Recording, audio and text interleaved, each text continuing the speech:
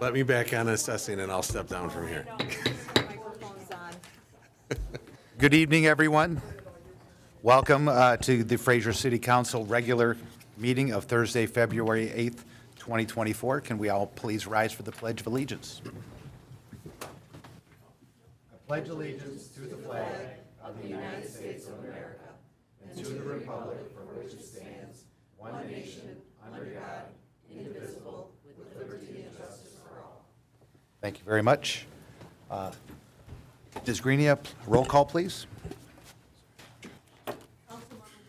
Present. Present.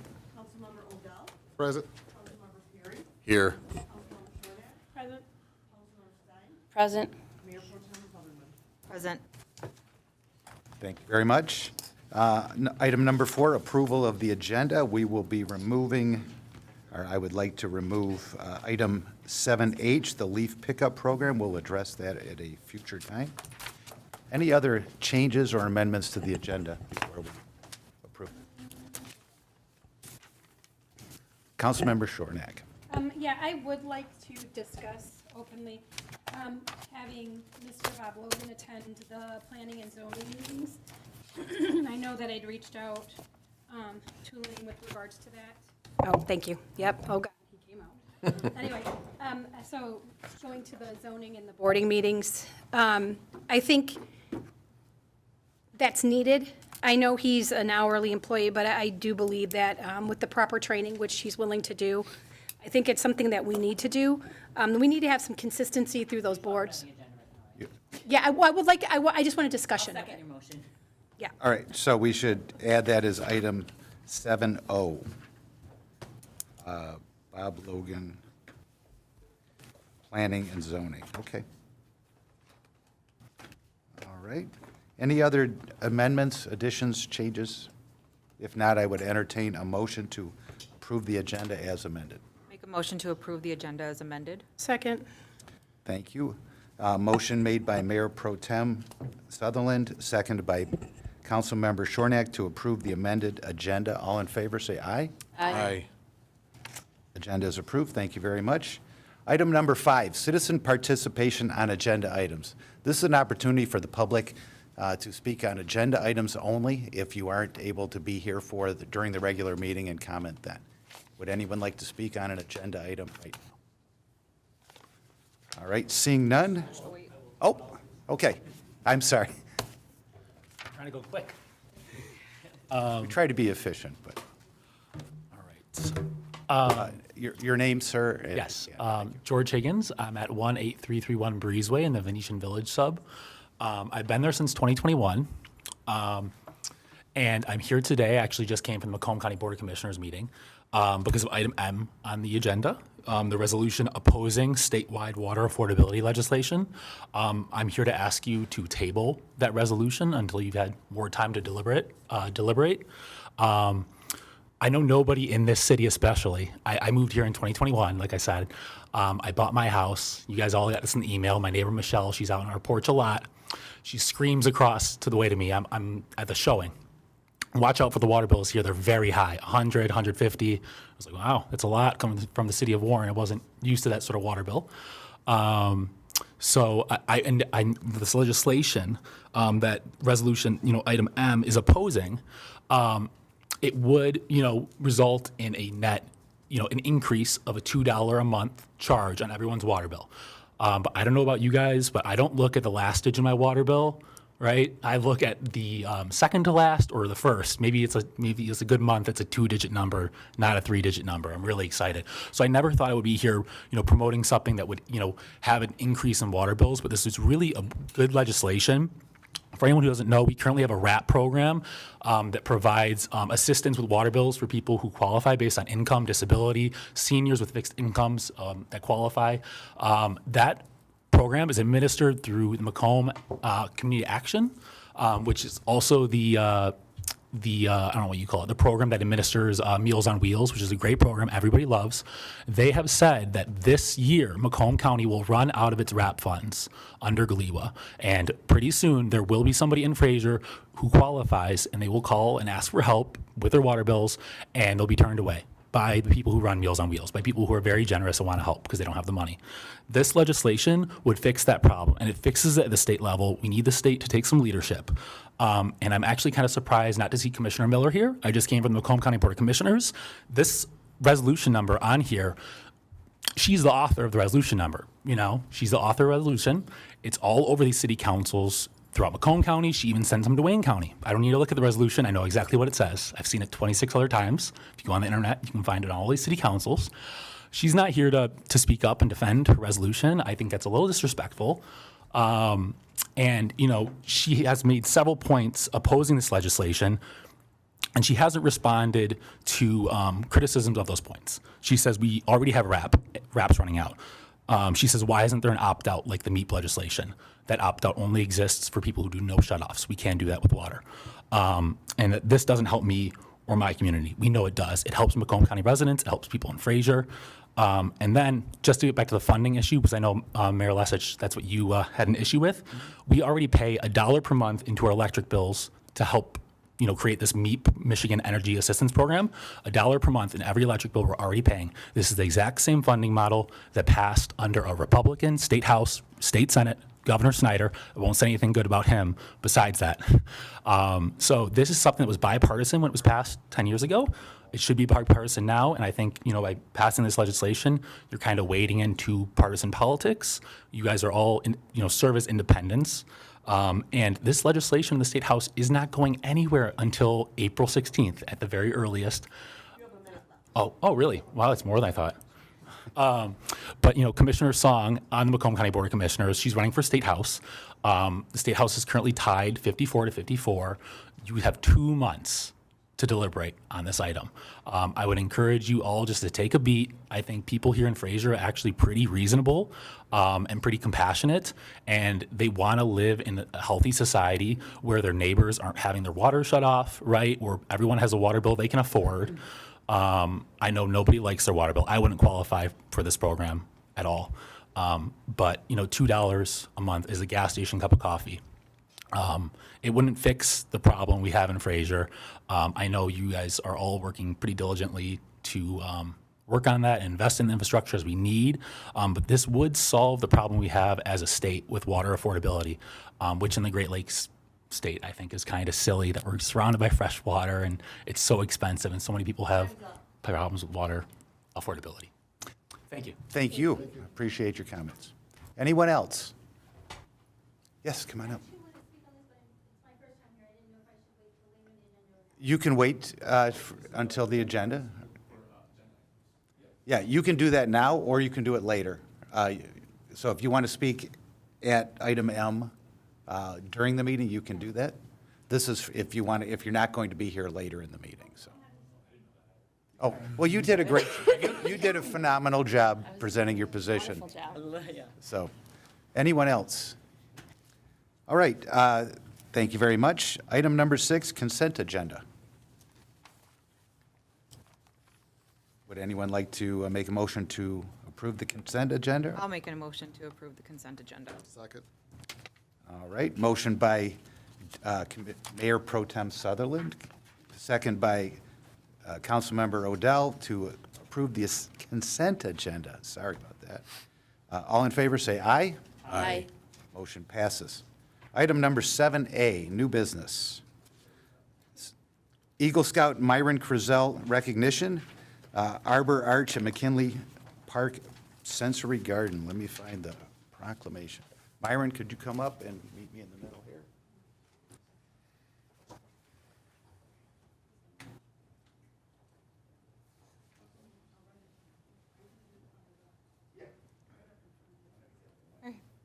Here, you can come up. Yeah, you're good. No, you're good. Come on up.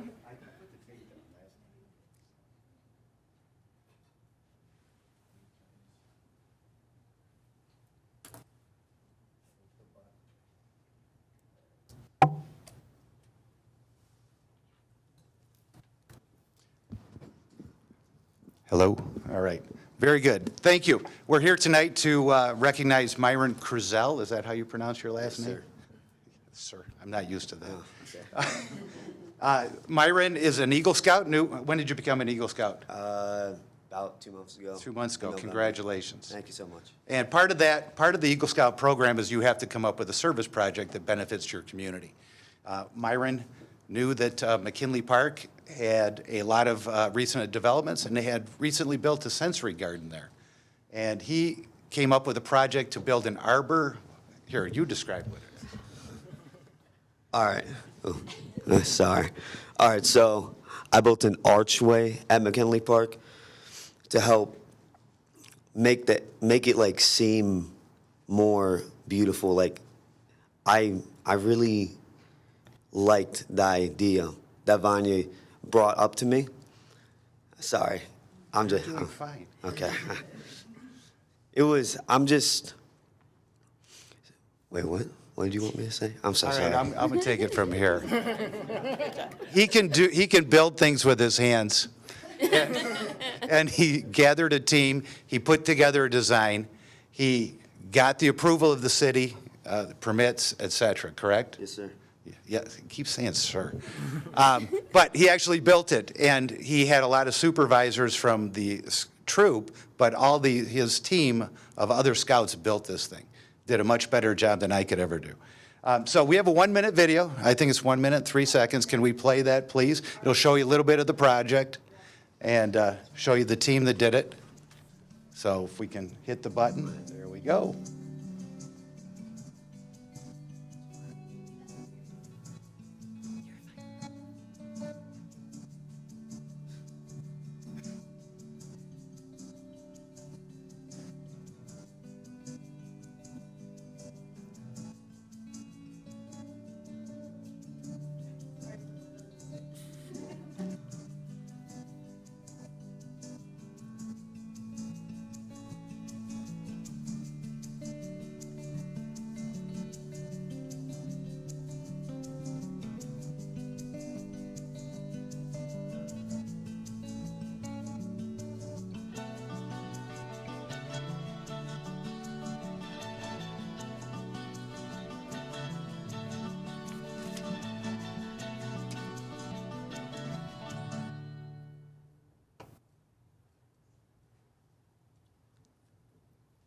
And hopefully this summer, we'll see all kinds of vines and other vegetation growing on it, and whatever decorations you put on that, Vanya. And so anyway, I'm going to read this because everybody should have one proclamation. Certificate of Recognition, Eagle Scout Myron Crizel, BSA Troop 1402, correct? Yes, sir. All right. Whereas Myron Crizel, a member of Troop 1402 of the Boy Scouts of America, Great Lakes Council, recently attained the rank of Eagle Scout. Congratulations again. Thank you. Whereas one of the rigorous requirements for the rank, the candidate must complete a service project that benefits a religious institution, school, or their community. Whereas Myron knew that McKinley Barrier-Free Park in Fraser, Michigan had recently built a sensory garden to facilitate relaxation and quiet reflection. Myron saw a need for an additional feature for the garden, and whereas Myron proposed and received approval for his design for the construction of an arbor to improve the entrance path to the sensory garden. This arbor will encourage the growth of additional natural vegetation and adds another aesthetic feature. Whereas Myron successfully led all facets of the project, coordinating the project with members of the Fraser First Booster Club. Working with the City of Fraser, he procured necessary approvals for the project. Once the necessary funds were raised, he organized and led a team of fellow scouts in a successful final construction.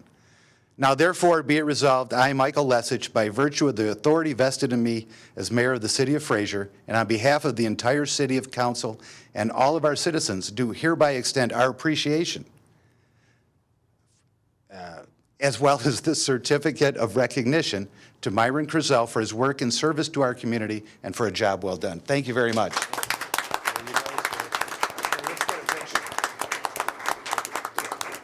You guys want to get up here behind? Yeah. Stand up here. And you hold it like this. I'll get this out of the way. Yeah, maybe not. Maybe we should have gone over there. No. Me, what? Okay. Go. I'm sure I'll be like, Well, that's what I was trying to do. Yeah, well, I'm trying to hide something. oh, I know.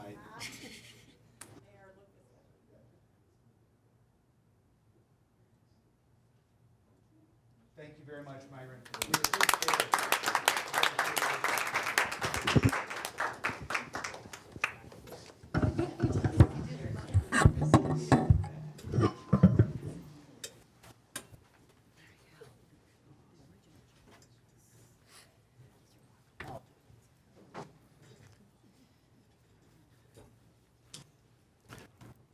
All right, item 7B, Board of Review appointment, Brian Kraus. Elaine, Ms. Levin, please. You have before you a request tonight to appoint Brian Kraus to the Fraser Board of Review. He is going to be filling the vacancy that was left when Kenny Perry was elected to the council. Thank you very much. Councilmember Odell. I'll make that motion to approve Brian Kraus' appointment on the Board of Review. Second. All right, motion by Councilmember Odell, seconded by Councilmember Shornack to appoint Brian Kraus for a Board of Review appointment. Is there an expiration date on that? It's December 31st, 2025. Thank you very much. Anyone from the audience like to speak on this matter? Seeing none, I would ask for a vote. All in favor, say aye. Aye. All opposed, nay. The motion passes. Congratulations, Mr. Kraus, and thank you for your service. Okay, item number 7C, IFT public hearing for fairway packing. Ms. Levin, can you lead us on that? Sure. We have a request from Beretta Brothers, doing business as Fairway Packing, for industrial facilities exemption certificate. This is for a 12-year term. We do have representatives from the county along with the applicant, and we also have our assessor here. They will be able to provide any information for you. As part of this, we do hold a public hearing, which you will have to open and close, and this is only a period for the public to make comments, not to answer any questions or anything. Correct. All right, with that, I would like to open the public hearing for industrial facilities. Hold on, I gotta find the right language. It is now 6:47. I will open the public hearing for an industrial facility tax abatement for Beretta Brothers, Inc., DBA Fairway Packing, 18,300 15 Mile Road, Fraser, Michigan, 48026. Are there any members of the public that would like to speak on this project? I think you know which mic, just grab a microphone or something. The better one, right?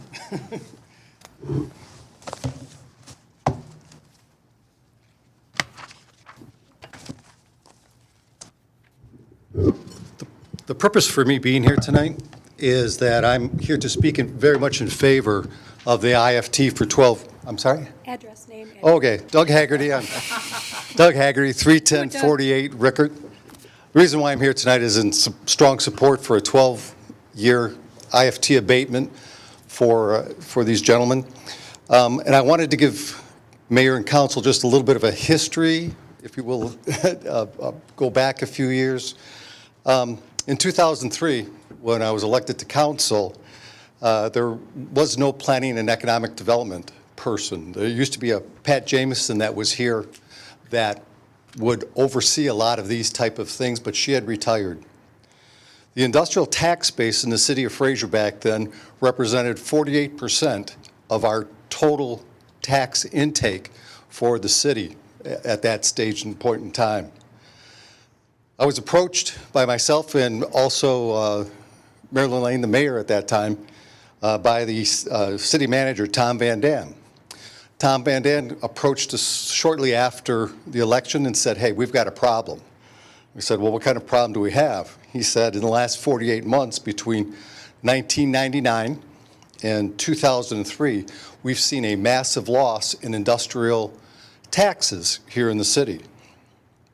So at that stage of time, we had no one acting as a liaison for planning and economic development to work with gentlemen, people such as this and Mr. Seco here, who represents a ton of investment that is coming into our county. So I said, well, let me get a hold of Oscar Emler and Ken Emler. Oscar Emler owned 11 buildings here in the city of Fraser, and I said, let's see what's going on. So we went over to Oscar Emler, and here's what the findings were. Oscar contacted his tenants and also a whole host of folks from the industrial park. There was 1.1 million square feet empty in our industrial park. To give you a flavor for that, that would be 5 Forcia plants on 14 Mile empty. The issue that we dealt with, you might say, well, we're getting real taxes. There's real and personal taxes back then, and we're getting the real taxes. And certainly there was the building tax, but where we were losing out is that we were losing out on the personal tax. And to give you a flavor for that, for every dollar that was invested in the real, they're investing $5 in their equipment going in. So we were about a 2.5 to 3 million short on each plant that was sitting there empty with all that square footage empty. Who were we losing to? We were losing to other cities. Other cities were picking our pockets because they were giving away 12-year abatements and we were doing nothing. Fraser experimented with ITF formulas back in the mid-1990s, and they wanted to give these formulas. If you invested so much money, you got a year. If you invested $1 million, you got 7 years. And then there was how many employees that you're going to bring in. This became very destructive within our industrial park. Our industrial park is made up of mostly small and medium-sized companies that come to this park. To make the very large, the select winners in that type of formula was very negative and very discriminatory to a lot of the folks in the park or people wanting to come to the park. You have 1 minute left. All right. Strategy, what we did, we offered 12-year abatements for everybody that met the criteria for that. And the result was $100 million worth of new investments in that park in 36 months and 1,000 new jobs. It's these kind of guys that you want in our community. And one last thought, when the housing market took a dump in 2008, 2009 through 2010, it was the industrial park that allowed us to sustain our tax base because they were full and running. That 45% allowed us to take a 35% hit on our houses. It's because of the close-knit workings that we have with the industrial park. So I would, myself and many people in this community would like to see that 12-year abatement come to these gentlemen today because I think they deserve it. And I think that if you look at everybody else in the industrial park that has come, thank you. Thank you very much. Anyone else would like to speak during the public hearing? All right, it is now 6:53, and I will close the public hearing. Gentlemen, you're here, and there is a change to the IFT application. Would anyone like to speak on that and just kind of clarify what the change was and the reason for it? Good evening, Mr. Mayor, City Council. My name is Todd Seibert. I am with Macomb County Planning and Economic Development, and I am here. I've been assisting them along the way with their transition from moving into Macomb County. So we did, when we filled out the application, we put up an itemized list of what the expenses would be. It was an estimate. As things have gone on, costs have gone up. They've invested more in the building, and that is kind of what led to the rise in that estimate. And so we just wanted to make sure that and we're glad that you got that, so that you see what the real property investment is going to be, and we're closer to what those numbers are. And that number is $3,266,459. Is that the number you're asking, requesting tonight? Okay. All right. And that would be that's the value of the investment. That's not the tax abatement. So. That is the value of the tax abatement. The value of the property. Of the property, correct. The total investment will be somewhere over $7 million by the time they buy their personal property and the machinery and equipment to open up the manufacturing facility. Okay. I have with me today Gino Barada from Fairway Packing, in case you wanted to know a little bit of a history of the company. He has some material here, if I can bring it up for you guys. Yes, sure. I don't have enough to go around, but kind of pass those. Thank you. Just discusses a little bit about Fairway Packing, their history. and their plans to move here. Will also be creating over 100 new positions, as well as retaining 45 employees they'll be bringing with them. Would you like to tell us a little bit about Fairway Packing? And Yeah, absolutely. My name is Gino Barata, one of the third-generation owners. Fairway Packing has been in the meat business since 1956. Our grandfather, along with his two brothers, started it. Our fathers took it over from them, and since we have taken it over. We've been in Detroit ever since then. It's been a good run in Detroit, but we saw a great opportunity here with Fraser. We've got a lot of friends that do business here, and we're excited to be here. And I think we're going to bring a lot of nice attention. We deal with some of the finest restaurants, country clubs, not only in the local area, but throughout the state. And what we have building down the street here is really truly a state-of-the-art meat processing facility. When I say processing, we source the finest farms around the country. We bring it in. We dry age beef. We custom grind beef. And we cut to the specs of our customers on a daily basis. Beautiful machinery we're going to have. Like we said, at least 100 jobs. We've already started to add on to our, our force right now. Preparing to be here. By hopefully we're moved in by July, August. Is our target date. So we're excited. great. Thank you.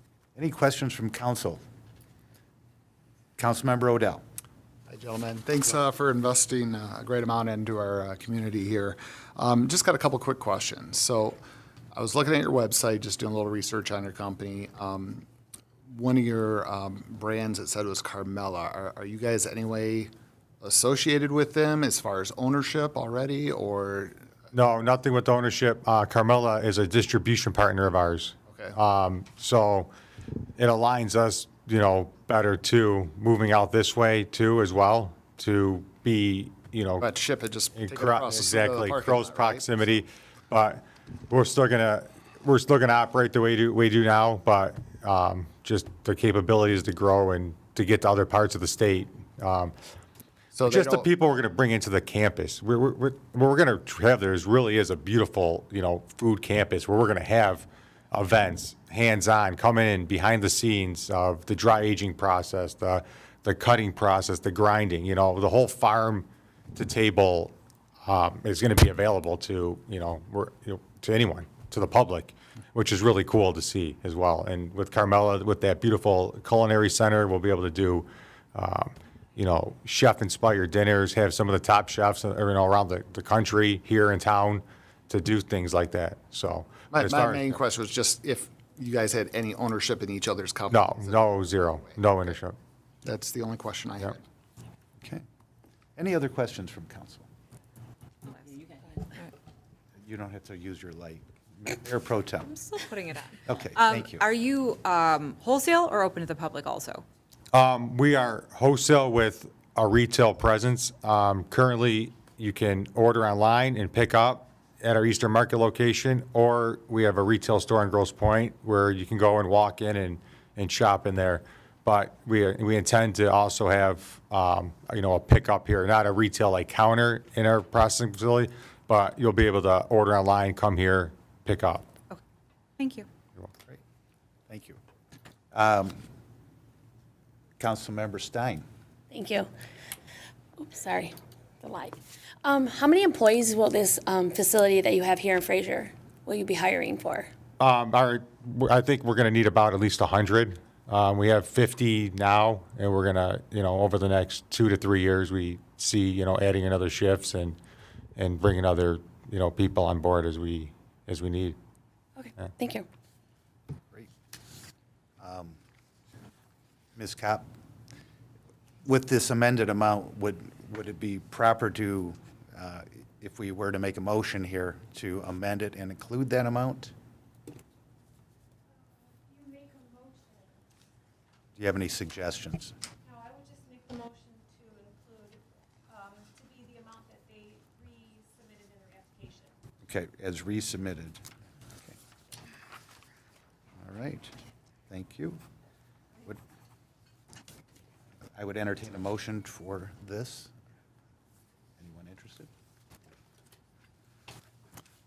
Councilmember Shornack.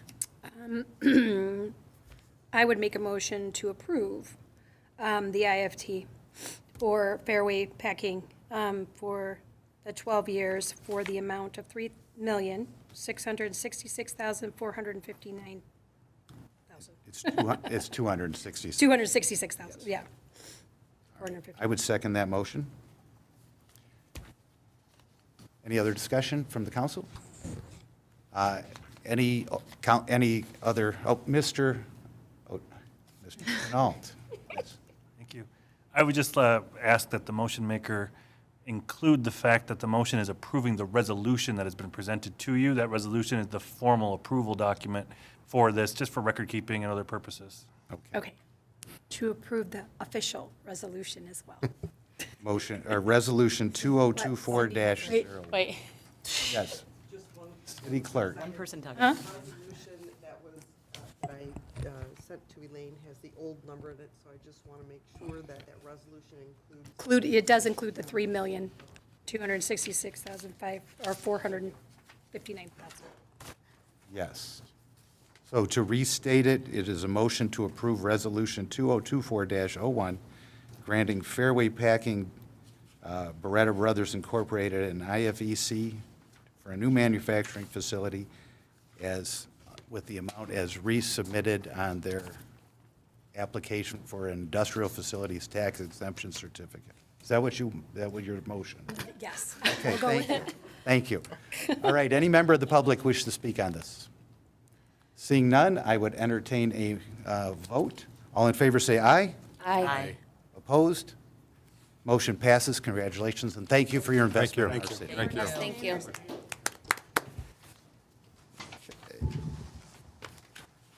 All right, item 7D, CDBG Public Service Allocation. Right. Ms. Levin. At our last meeting, we held the public hearing for the CDBG Public Service Allocation. We heard from Care House, Turning Point, and Interfaith Caregivers. Care House requested $2,400, Turning Point requested $2,500. Interfaith did not request any particular amount. So based on the funding that we received from the county and the minimum funding of $2,000, we are looking for a motion to allocate the funds in the following amounts: Care House, $2,400, Turning Point, $2,500, and Interfaith Caregivers, $2,850. All right, Councilmember Stein. Yes, I would like to make a motion to allocate City of Fraser 2024 CDBG funds to service providers in the following amounts: Care House at $2,400, Turning Point at $2,500, and Interfaith Caregivers at $2,850. Second. All right. Motion by Councilmember Stein, seconded by Councilmember Odell to allocate the CDBG funds as presented. Anyone in the audience who would like to speak on this matter? Seeing none, I would entertain a vote. All in favor say aye. Aye. Motion passes. Thank you very much. Item 7E, CDBG Bricks and Mortar Grant Application. So this is another item that we have before you regarding CDBG funding. I'd like to just discuss this a little bit more than what I have in my memo, because I have some new information that I would like to add. One of the things that we are in need of is to have more of the HVAC units replaced at the Senior Activity Center. We have replaced one within the last year, and other ones in the past using community development block grant funding. One thing that we were exploring was the possibility of what do we need to do to get out from underneath the requirement for CDBG funding of the limitation for senior housing, and what would we have to potentially do to open it up to the community as a whole. So I did have some conversations with HUD and the county and got a little bit more information about that. Unfortunately, because CDBG funds were used to build the building, the way that HUD has the calculations for any type of buyback to get out from underneath that is that we have to pay pretty much fair market value for what the property is. They are willing to, it sounds like, do a net, so taking out some of the funds that we have put into the building for repairs. So if you'll recall, within the last year, we did replace the basketball court. I believe that was somewhere around 50,000, somewhere around there. So I think the last time they did an appraisal, that value was, I think, around 1.3 million. So every single year, it's going to keep getting higher and higher. So one thing that the county is looking at in regards to this application is, should we choose to move forward, are we drawing the line in the sand that we are not going to be pursuing getting out from underneath this requirement with the CDBG funds? So I almost feel like this is a point where we need to make a decision. Do we want to seriously consider moving forward and paying back the debt that we owe for the previous CDBG funding to make this a community center? Or do we want to continue to go forward with CDBG grants to fund repairs at the building? Just to give you a little bit more latitude on this, because I know this is a hard decision to potentially make at this point in time. Every year, Community Development Block Grant does this funding, so if we choose not to move forward with this at this point, it doesn't mean that we can't in the future. At a future meeting, we could always talk about the ramifications, and certainly working through the budget for the next fiscal year, talk about what does that look like from a funding perspective, us paying that off, us using the building for other purposes, to open it up to the whole community. Some of the HVAC units, I think, are probably in need of repair pretty quickly. The most expensive one, I think about 60,000, is the one that provides the HVAC for the gym area. So that's a pretty significant space. Some of the other ones are smaller units, 20 to 40,000, and we could potentially either not use some of the rooms or maybe open up some ventilation, turn fans on and things if those units were to fail. So that's where we are with this right now. I apologize for not having any more information for you prior to today, but this was something that I've been working on pretty much up to today. Okay. Mayor Pro Tem Sutherland, you were first.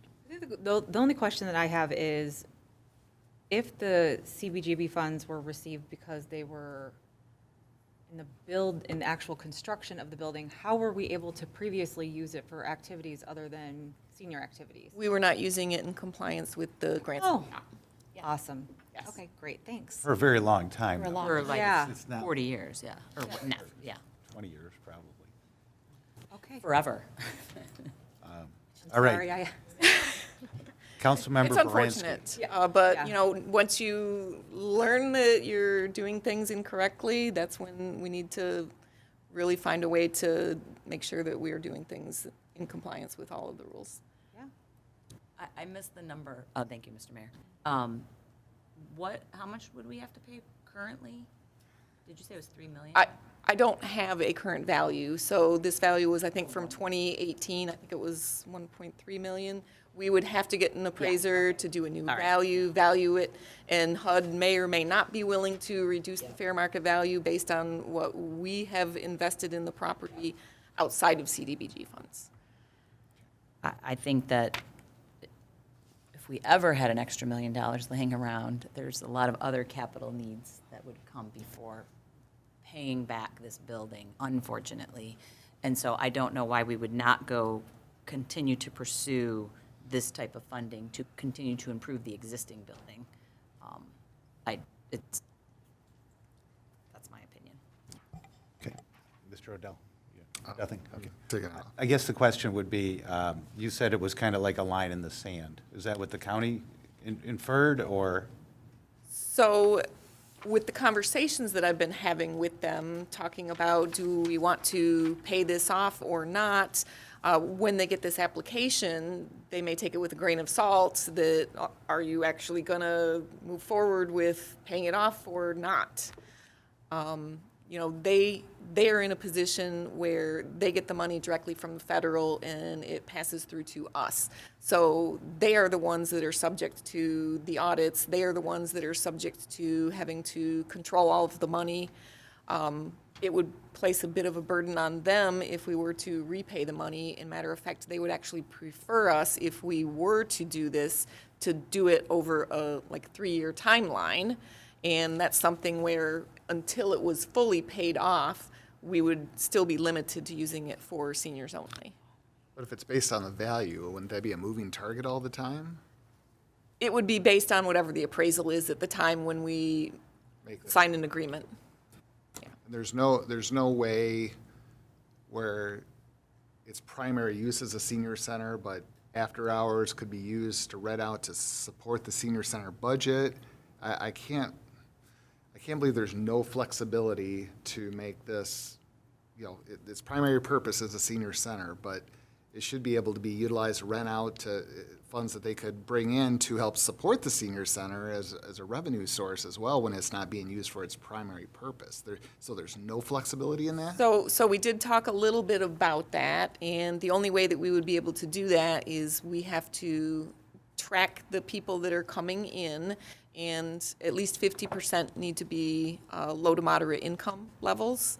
So we would have to track that income, and we would not be able to have more than 50% people that are low mod utilize the building. And our community, we don't have any sectors in our community that are even low mod. It doesn't mean that there aren't some individuals that are, but when they look at low to mod sectors, they're looking at the neighborhood level. So if we have none in the community, it's probably going to be very difficult to get to a point where we have at least 50% of the people that come to use the facility that are low to moderate income. You're talking seniors or other? Others. So you gotta have an income check before you can go into the building? I've never heard that. That's, okay. Yeah, most programs that are CDBG funded are low to moderate income, so generally you would have everybody participating in the program low to mod. So this is just something that they started talking about. I don't really have any specific details, but I don't really even think that they had any good way to be able to measure and keep track of something like that for a programming. So if we went forward and applied for these funds and determined a year from now that we'd like to do an appraisal and get the value of the building, I mean, we could still do that. And We could, but moving forward with this grant, they may be less inclined to approve it if there's any indication that we might be willing to do that. well, we won't tell them right now. I guess when is the grant application due? February 16th. Okay, so this is the decision time for that, so. Okay.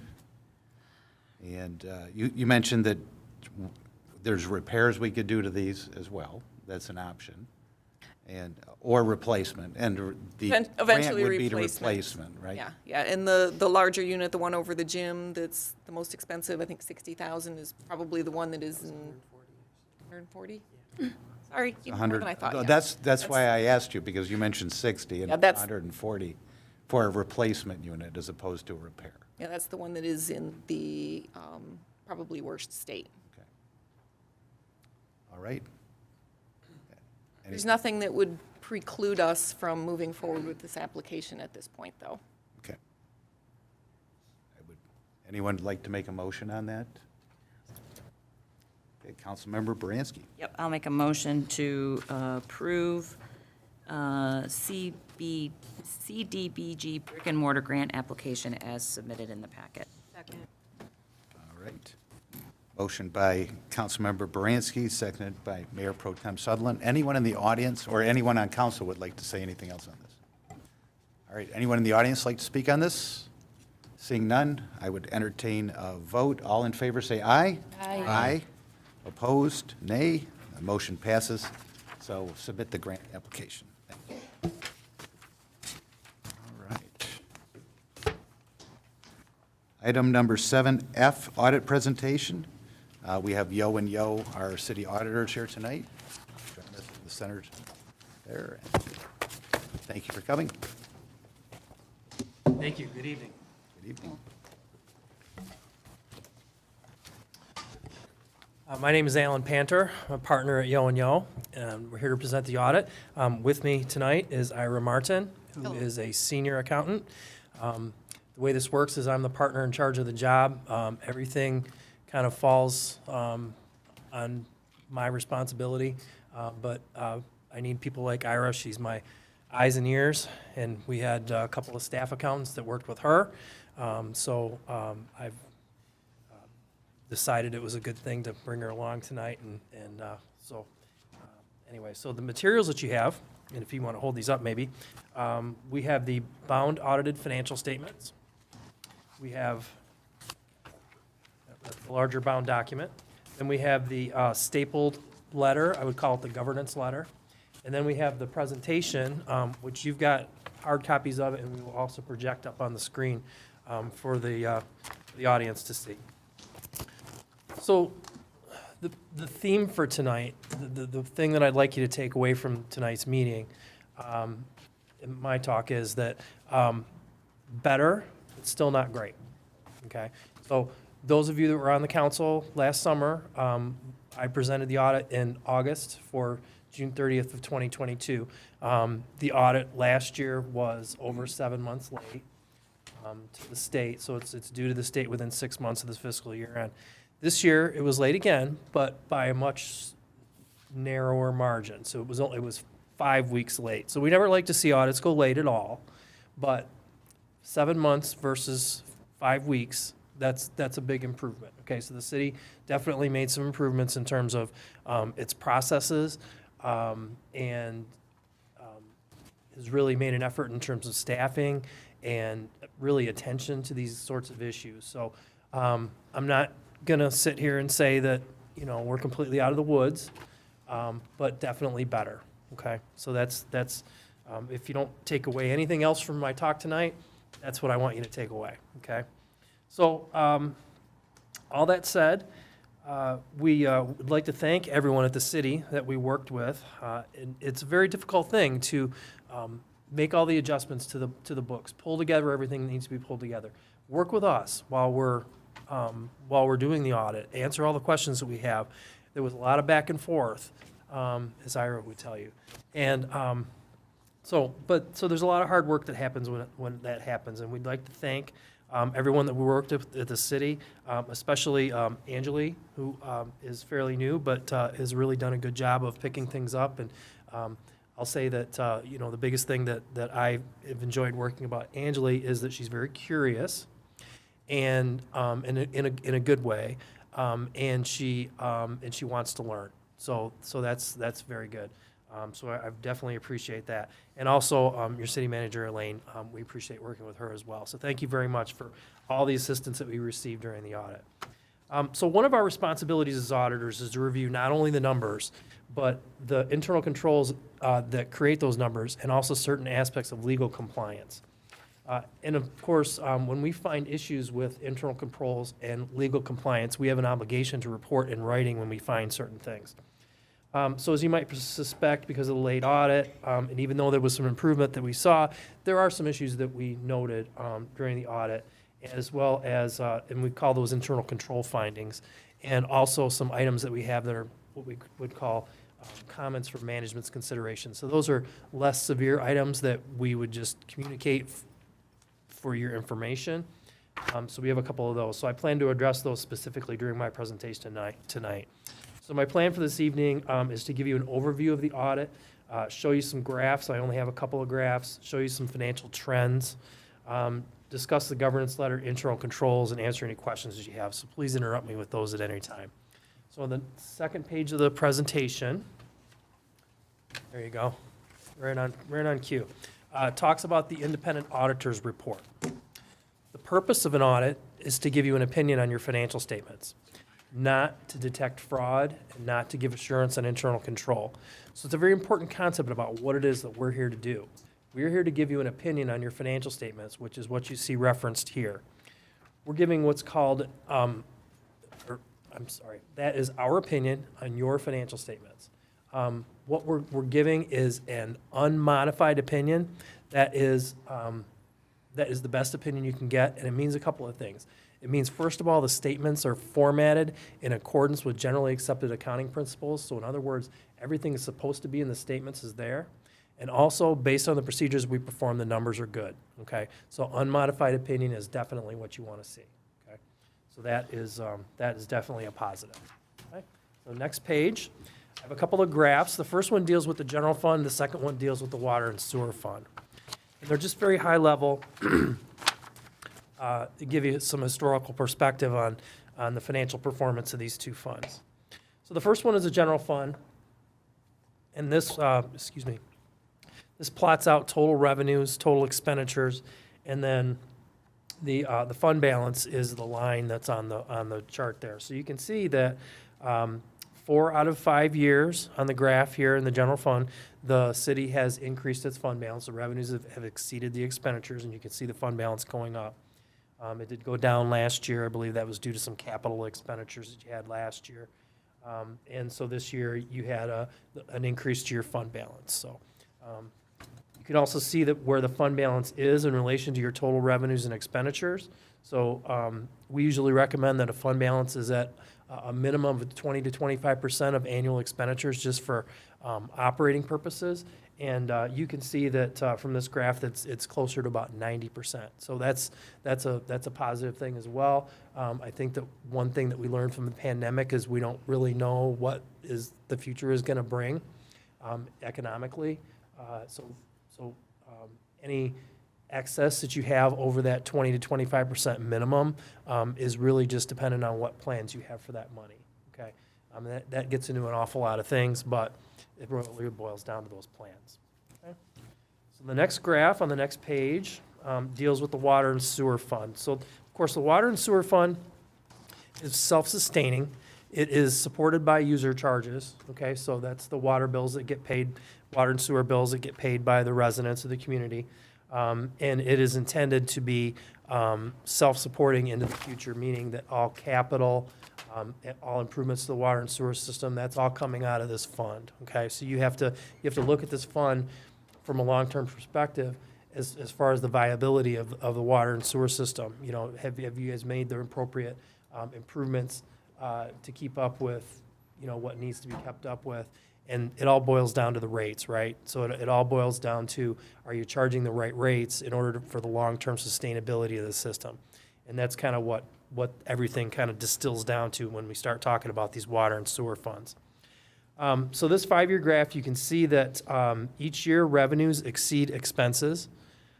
So that is causing and you can see that the unrestricted net position, so in other words, that's the fund balance, is down at the bottom. That's the gray line down at the bottom. So you can see that was bumping along at a deficit. Okay, so that was a negative number for several years.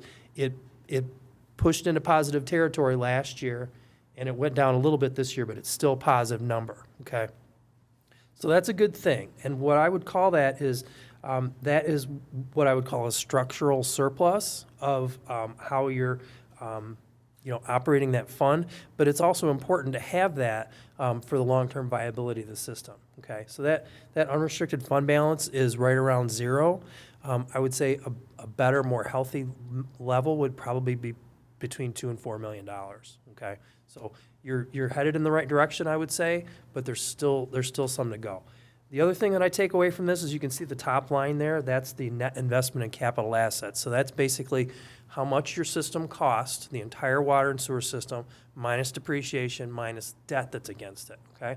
So when this number is going up, which is a positive trend, that means that your ongoing investments in the water and sewer fund are exceeding your depreciation and your debt payments, okay? So that's a good thing. If that was pointing down, that would tell me something completely different about your water and sewer system. So the fact that number is trending upwards, that's a good thing. That tells me that you guys are continuing to invest in that water and sewer system. Real quick, so if it was trending down, that means we're not reinvesting in the system and we're essentially just using it up without replacing. Yes, Okay. yes, that's exactly what it would mean. Yeah. So there's a lot of information there, a lot of good things to take away from this graph. All right, the next page gets into the governance letter. So that's the stapled letter that was distributed with everything that we brought tonight. So this is a required communication. So we issue this with every audit that we do, a similar letter. It is addressed to management and the city council. Most of the letter is a form letter, but it also communicates several significant issues related to the audit. The letter discloses any estimates used in preparing the financial statements, any new accounting standards that were adopted, has some informational items. It discusses any difficulties or disagreements that we had during the audit, and we had none of those that I would report. Any misstatements we noted, and there are a few of those that are detailed in the letter.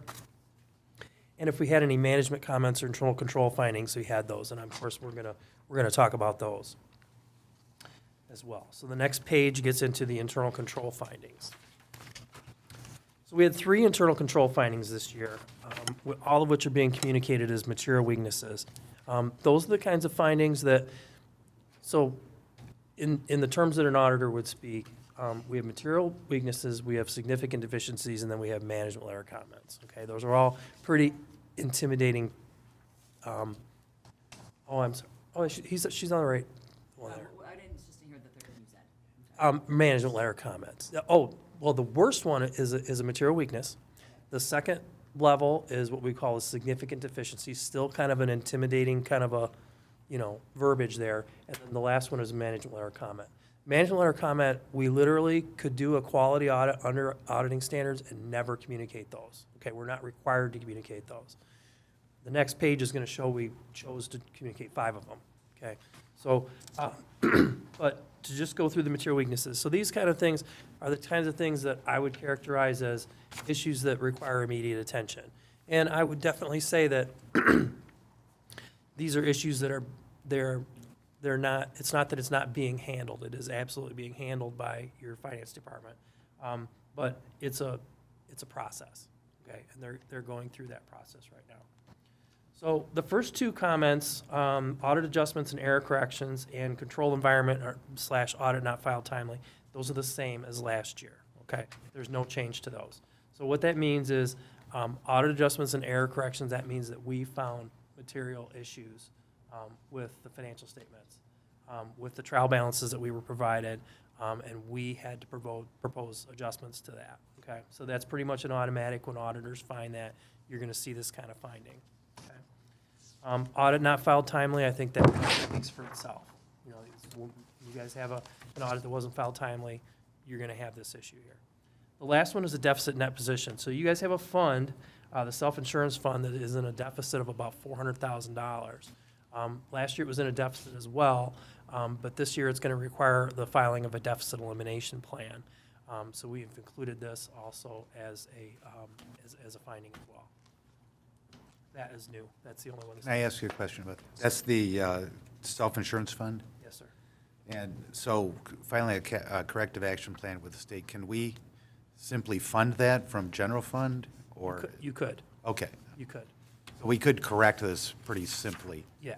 And along with the corrective action plan that we tell them. That could be your corrective action plan. Councilmember Brand. Yeah, I was just curious, because in the letter, it said 1.152 million, and you just said 400,000. The 1.152 is the unrestricted portion. Actually, yeah. This is getting into it's at the back. It's the second to last page in the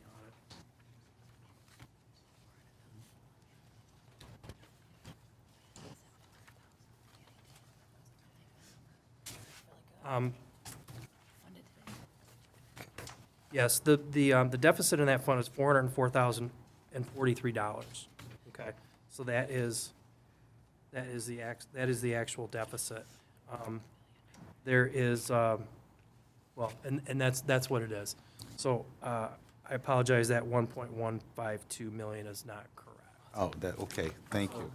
400. Hey, the experts made an error in our favor. Thank you. 404,000 is the actual deficit. I was just gonna say that. Yeah. $404,000 is the deficit. Will you be issuing an amended report then? No. Okay. No. It's fine, I just, Oh, yeah. logistically, Yeah, no, yeah. thank you. I apologize for that. We are not perfect, nor, you know, this is, yeah. So anyways, the next slide deals with management letter comments. And again, these are items that, boy, whoever's doing the slides is doing a nice job. Thank you. These are comments that we could have left out. We don't have to communicate these. They're less severe than material weaknesses, but still important enough that we thought that they were important enough to communicate. Last year, we had 7 comments. This year, we have 5. All 5 of these are repeats from last year. Okay, so the 2 of the comments that we made last year were addressed. These 5 have not been addressed. So I'll briefly discuss each one. Michigan is street laws. The city is holding some unclaimed property that needs to be either returned to its rightful owner or sent to the state as unclaimed property. Capital Asset Administration, the city has old assets that are on its list that are probably not in use. So we just recommend that that list gets cleaned up. Get rid of some of those fully depreciated assets, just a cleanup type of a thing. Segregation of duties, so credit card statements are being prepared, reviewed, and approved by one of the card holders. We recommend that someone else review and approve those transactions. So that's what's happening there. Bank reconciliations, there were 2 issues with bank reconciliations. There were some deposits in transit that were kind of old, and that's, in other words, that's money that's taken in, and it's sitting before it goes into the bank, okay? And then there's no review of the bank reconciliations that's being done, so we'd like to see a review put in place for those bank reconciliations. When you say no review is done, the reconciliations are done, but there's not a second. The reconciliations are being done, but there's no secondary review of that reconciliation. So that's an important internal control that's missing. And then accounts receivable. There's an accounts receivable listing related to the building department that contains quite a few items that are over a year old. So we recommend that someone review those receivables and clean that up accordingly. So obviously, for a city, the segregation of duties and bank reconciliations are very, very important, correct? Because if one person's doing it, if that person's committing fraud, they can cover their own tracks, more or less, correct? Yes. So it's always good to have the second set of eyes on there, or some manager signing off or double checking it, because that's been a problem. So that's something that really has to be addressed. I can't stress that enough. Most of these have been addressed already. Okay. Okay. Yeah, I mean, that's, for me, that's a huge, huge thing that needs to be addressed. But it sounds like it is, so that's good. But I have a question here. Councilmember Baranski? Oh, that's what I was just gonna say. We have to keep in mind, this was from June 30th, and correct, some of right. them, because we didn't get notice of them until, October? Right. Correct. I know. Just- Just that was because gonna it's be my been a que- no, short I'm with time you since we've 100%, been here yeah. before, and I just want to make sure that's actually being addressed. Amen. you know. I was gonna ask the same thing So- as, at the end, If can we you started tell us? doing it in October or September, we wouldn't have picked that up yet. Right. Okay. So, Okay, that makes me. But it's been a problem in the past, and it's not uncommon, and so we want to continue to do it, to keep on track with that. Yeah. That's good news, so. Yes. But we want that to end. Okay. If you have any questions, that's all I have. My question was just more directed to the city manager. Of these matters for management consideration, are there any that are not either resolved or currently being addressed as highlighted in this? See, so the Michigan sheet laws, that's something that is going through old files and research and getting all the materials together. I know Angeli's already started some of that and did some of the easy little pickings, but we still have some older significant ones to go through.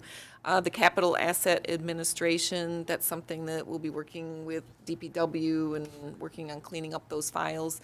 Segregation of duties, I provided Angeli with something from MML that gives you kind of a roadmap for segregating duties based on if you have a staff of 2 or 3 or 4.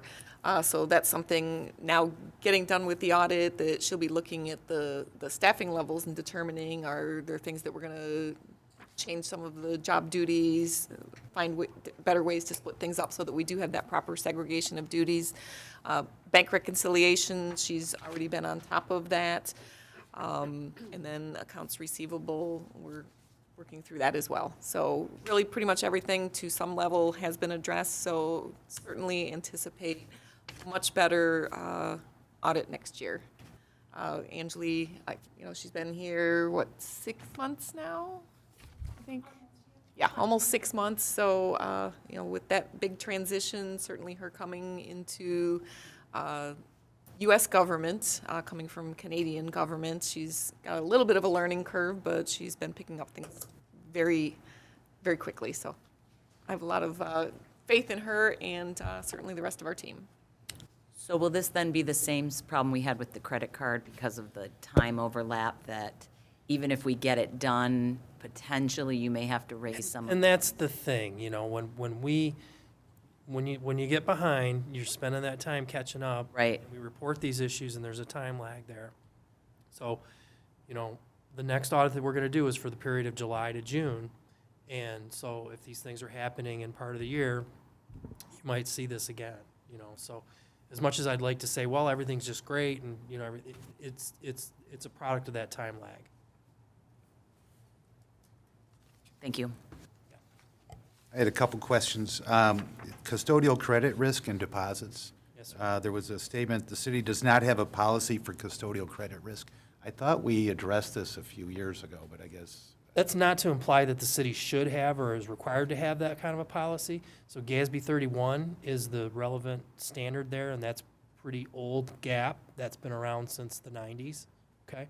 So this just discloses whether the city has a policy or not, and what that gets into is FDIC coverage. Right. Okay, so it deals with, whether or not you're gonna take your money and spread it around to enough banks, so that all your money is FDIC covered. We don't generally recommend that. There was a time we had 26 bank accounts. Sure, and I've seen that before, and it's very difficult to manage. And it they weren't reconciled. Right, it gets to be very difficult.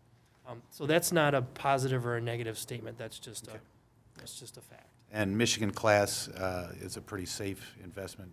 I think so, but Michigan Class is not covered under FDIC. And it's an investment, it can lose value, they disclose that very clearly.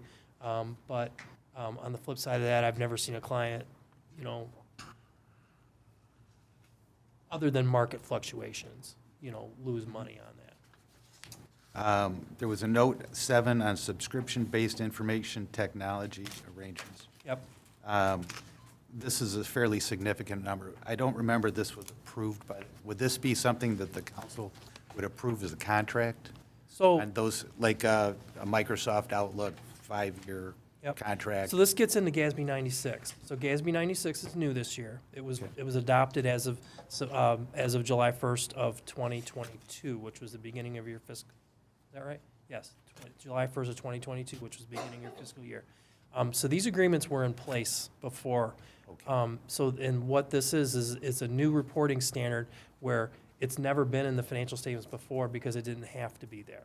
So rewind to when I first started this and I said your statements are in accordance with GAAP, so everything that's supposed to be in the statements is there, okay? So this is a new accounting standard that's there for the first time.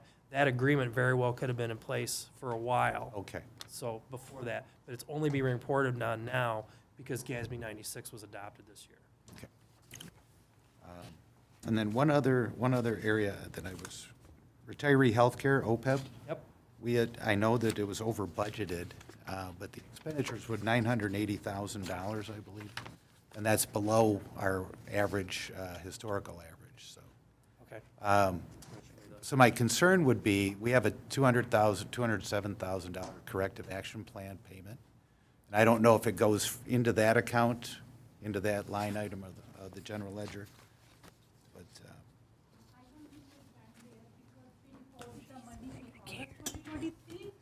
So we were late to deposit the money in that fiscal year. So it didn't go there. There'll be two, four, so 2022, 23, we didn't make the payment before the year end, and now it's been made after the year end. Okay, see, I caught that. I just want to make sure we're on top of that corrective action plan. And would that be reflected in the retiree health care line item? And the number itself was low, so I just wanted to make sure that we're, okay. Thank you. Thanks for answering that question. And let's see. I guess that's about it for me. I guess, number one thing, I appreciate you being here tonight. I want to make sure that our new finance director, I'm optimistic and hopeful that we're on the right track. And I want to make sure that are we giving them the support, the finance department, the support they need? Is there any other recommendations or suggestions that you can give to the city manager and say, So, so when I was here in August, we had a lengthy and I think, very healthy discussion.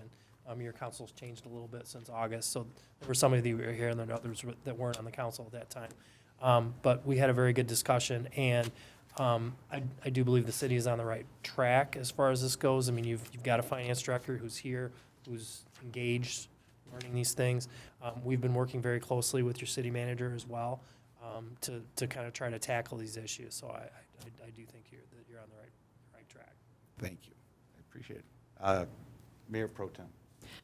So I just wanted to ask the city manager, so as far as being updated on next steps, elimination, strategy, remediation, right of the findings, if we could potentially be updated more frequently, I don't know about anyone else, but to me, it feels like I only hear about audit stuff at audit time, right? So I mean, knowing that things have improved, but that there's still a lot of room for improvement.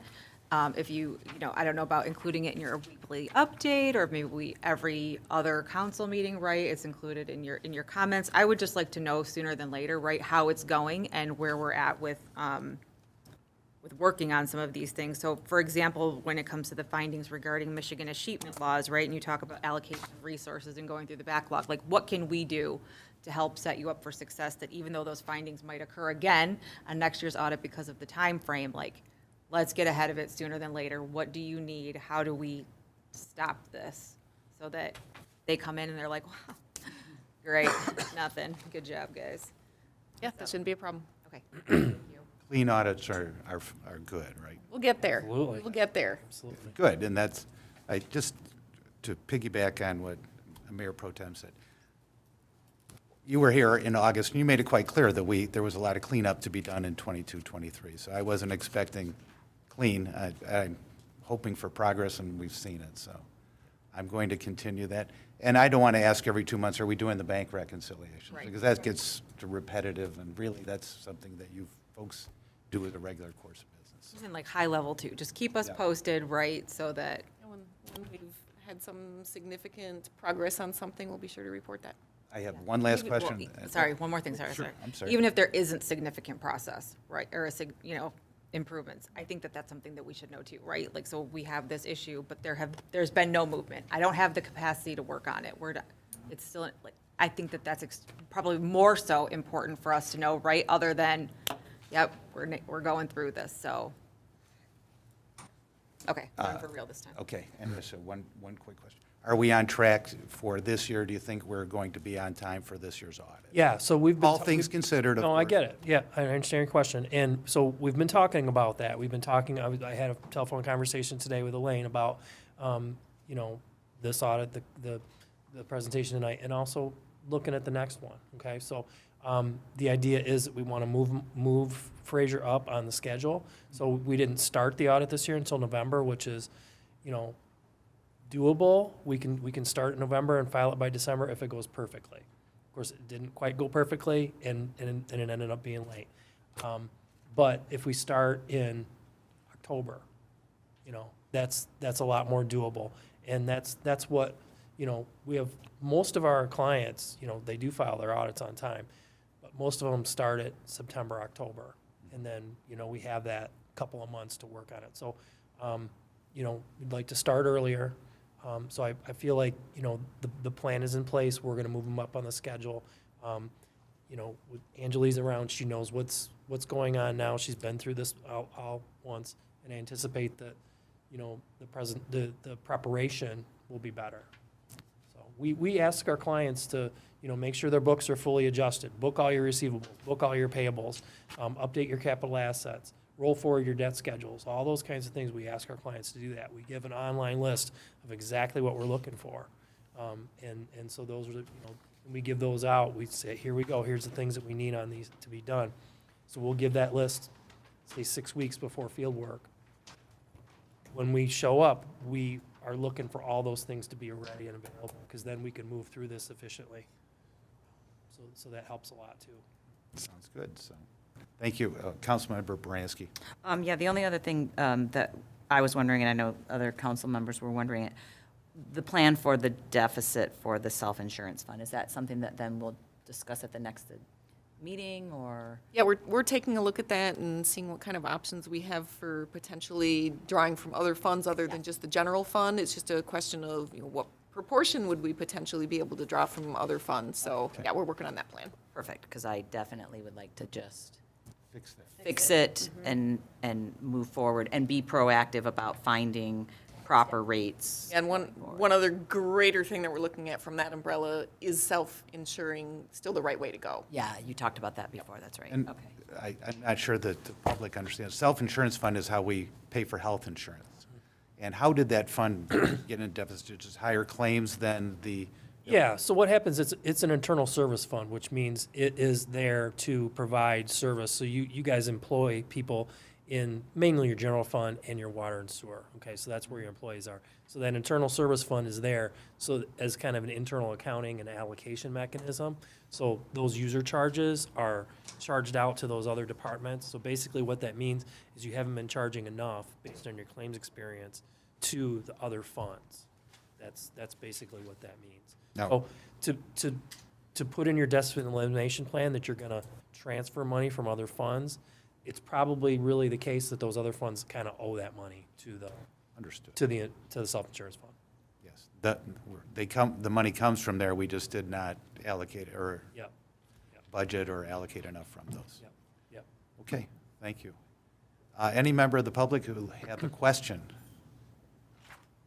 All right, I think you're all set. Thank you very much. Appreciate it. All right, item 7G, Garfield Road Cost Share Agreement revised. Ms. Levin. So I received notice from the county that we have a revised Garfield cost share agreement. If you recall, back in, I believe it was November, I think, we had a cost share agreement from the county for Garfield Road. This is the project from 14 Mile to 15 Mile. The estimates that they had for that cost share agreement were 1.26 million. So the numbers that they had that they based that estimate on were from bids or cost estimates from 2021. So one of the reasons that they had to get that cost share agreement to us prior to having the opportunity to update those bid numbers was because they are in this process working with the federal funding, and they already were having engineering costs at their end, that they needed to have some document, some promissory from the city that we would be moving forward with this project. So lo and behold, obviously they went out, they got updated numbers. The unfortunate part is that the revised amount is now 1.9 million. So this project has gone from just under 1.3 million to 1.9 million. And then to top it off, I also had a conversation with the superintendent of schools at Fraser Schools. If you recall, we were talking about seeing if the school would be able to help fund a portion of this project. And based on information that they have received, they are not able to use school funds for municipal streets. They can only use it for their property. I did ask about any of the lanes turning into the school or anything, and they were pretty adamant that that is outside of boundary of the school property and that they would not be able to use school funds for that. So that leaves us in a position where we are looking to get this revised agreement approved. We have about 2 million available in our road fund right now. We get about $1 million a year from the state for major streets. It's customary that we usually transfer about 25 to 50% to local streets because we do have a lot more streets that have need for that funding, and we don't get as much for the local streets. But it is something that is achievable. We are down a path and working towards this. Obviously, we've all talked about the fact that the road is never going to get cheaper. It's just going to continue to get more expensive.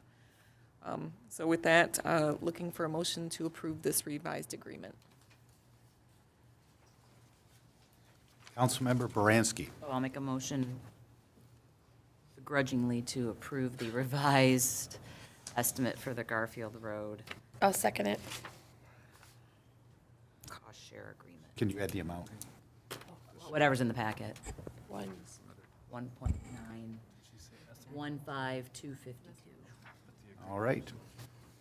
Motion by Councilmember Baranski, seconded by Councilmember Stein to approve the revised Garfield Road cost share agreement with Macomb County in the estimated amount of $1,915,252. Any member of the public would like to speak on this? Seeing none, I would ask for a vote. All in favor, say aye. Aye. Opposed? Nay. Motion passes. Thank you very much. Here's my list there. All right, 7I, fiscal year 2023-2024 budget amendments. Ms. Levin? So at a minimum of twice a year, we take a look at the budget and determine if there are any budget amendments that we recommend for city council to consider. I took a look at this, and Anjali took a look at it as well. We have a spreadsheet here of budget amendments that we're looking for you to approve.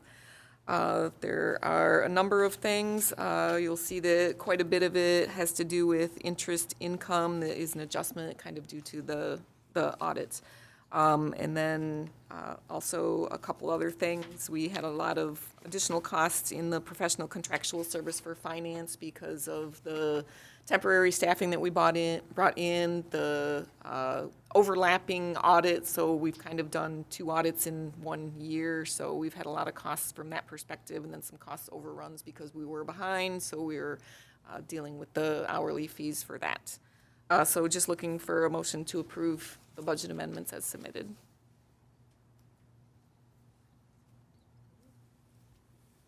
Did you provide us with the? There's a spreadsheet. It was in the packet. You need this? Okay, I was looking for it like in this packet. All right, Councilmember Odell. All right, so from what I see here, we're making an adjustment of revenues of little over 1.3 million up, correct? Yep. And expenses up 500,000, but basically it's in our favor for 837,000. Correct. So these adjustments due to the audit, I mean, I was looking at the audit findings, so it's over $1 million. Is this just funds that were never? They weren't Never accounted for in the budget. Say that again? They weren't accounted for in the budget. They weren't accounted, but I mean, where would all this additional, like, I understand general, but, like, water and sewer, we had $425,000 more than what we had. So you think about all of our fund balance and all of the different accounts that we have and the interest that we earn. That's what this is interest earned based on all of these different fund balances. We had over $1 million of interest? Investment earnings would be Okay. I think, another term for it. Yeah. So it was not accounted for in the budget. I mean, it's a good thing, we're gonna Yeah. have 837,000 more, it just, our investments made that much money, and, I believe it was a 2-year amount. okay. Yeah. So one these of are more or those- less adjusting entries to get the account balances correct. Yeah, it's one of those things where having the gap with the finance person, things just weren't really put in a proper place. So I remember when we Probably were, my responsibility on that with the budget. because I remember when we were doing the budget last year, the numbers were way out of whack from where we estimate them at the end to where we were Yeah. starting them. So this should, hopefully, at budget time coming up, should more equal itself out, right? Yeah, We yeah. have a good Yeah, we'll definitely have a better handle on it. You know, I didn't have a lot of the interest income information that was accurate from the previous finance director. Going forward, I know I'm going to have that good accurate information for the budget. Because with budgeting, at least in my view, I want to know where our true numbers, Yes. or as close as possible, are. And having almost $1 million kind of out of whack it's a lot of money to not have. We have a lot of money in the bank. Well, which is a good thing, but we want to make sure it's properly accounted for. So when we go to plan how we're going to spend it and for the citizens, that we have the right numbers to make those decisions. So, okay. With that, I'll make a motion to approve the budget amendments as requested on the attached spreadsheet. Second. Okay. Motion by Councilmember Dell, seconded by Mayor Pro Tem Sutherland to approve the budget amendments. Any conversation by other council members? I just have one comment on the additional professional and contractual services for finance.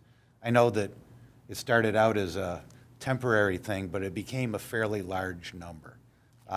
It's actually 2 temporary people. Well, and to that point, when I first got on council, we got hit with a bill for $80-some thousand for Moran. And there wasn't really an engagement letter, and so that council didn't have a good idea back then, you know, how the money was spent. So if we do enter into those kind of things again, is there a threshold by which the council should be addressing that, so that it says, you know, here we're going to do this not to exceed 25,000, and then it comes back and you hit that number and you come back for additional approvals. I'd like to see that in the future. So, as I mentioned, there are like 4 different components to this. So it's not individually one significant thing. So we have 2 years worth of the audit in this cost. So it's not just 1 year of the audit. We brought on a temporary person when the finance director left. So we had that person that we had to bring on, and then we had to bring someone else on to do the audit because things were so far behind. So, and then bringing Angelique on, we agreed to keep this person on a little bit longer so that we can get some training and overlap. So I'm hoping that something like this, a situation, will not happen again. But I understand what you're saying. Well, And that would be part of, say, a motion if in the future you were to approve something similar. And it dovetails with what I said about the audit, is that if you need assistance, I want to make sure you have it. The finance department is a function that has to happen, and it has to happen correctly. And if this is not something that we want to use, budget accounting, we don't want to use QuickBooks to run our city. Some townships use QuickBooks to run their city, and they do it just fine.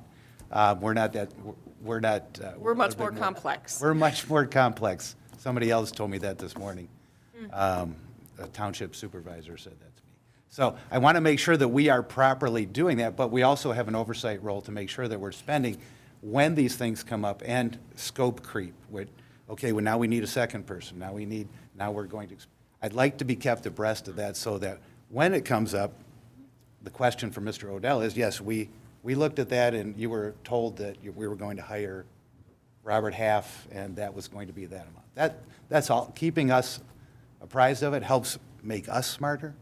Mm-hmm. And that would be, that's all I have to say. So any member of the public like to speak on this? Seeing none, all in favor say aye to approve the budget amendments as presented. Aye. Aye. All right, motion passes. Thank you very much. Item 7J, budget timeline. So it is that season now, and we have prepared a budget timeline for City Council to consider. The timeline we're looking at is at the March meeting, you will set the public hearing date for April 11th, 2024. At the April 11th meeting, we will have the budget presentation and then the public hearing, so that will give the public an opportunity to speak on anything that they saw in the budget presentation. Proposing the Thursday, the following week, April 18th, to have the budget workshop. That gives council an opportunity, given all of the feedback that they received from the budget presentation and the public hearing, to have an opportunity to refine the budget or make any changes, recommendations. Certainly, we can do that and have additional meetings as necessary. Hopefully, we'll be able to handle everything within that night. May 9th is when we would be having the consideration of the budget and related documents. The deadline for approving the budget per our charter is May 20th, so we have a couple weeks of buffer time there should we have any issues with the budget and need to continue to refine that. So I'm just looking for a motion to approve this timeline as recommended. So sorry. Councilmember Odell. So the April 11th, you're presenting at the regular meeting, 18th, what did you say the 18th was? The 18th would be the budget workshop, so that would be your opportunity to have full discussion about the budget and consider any amendments. So that's really where City Council has their time to start refining the budget based on what I put together. One of the things about the way that this is all structured is the budget is mine to prepare, so I'm required to work with department heads and prepare a budget based on information that I have, provide it to you and the public. The public has their opportunity to provide any type of feedback, and as I said, based on that feedback and what I submit to you, then you have an opportunity to refine it.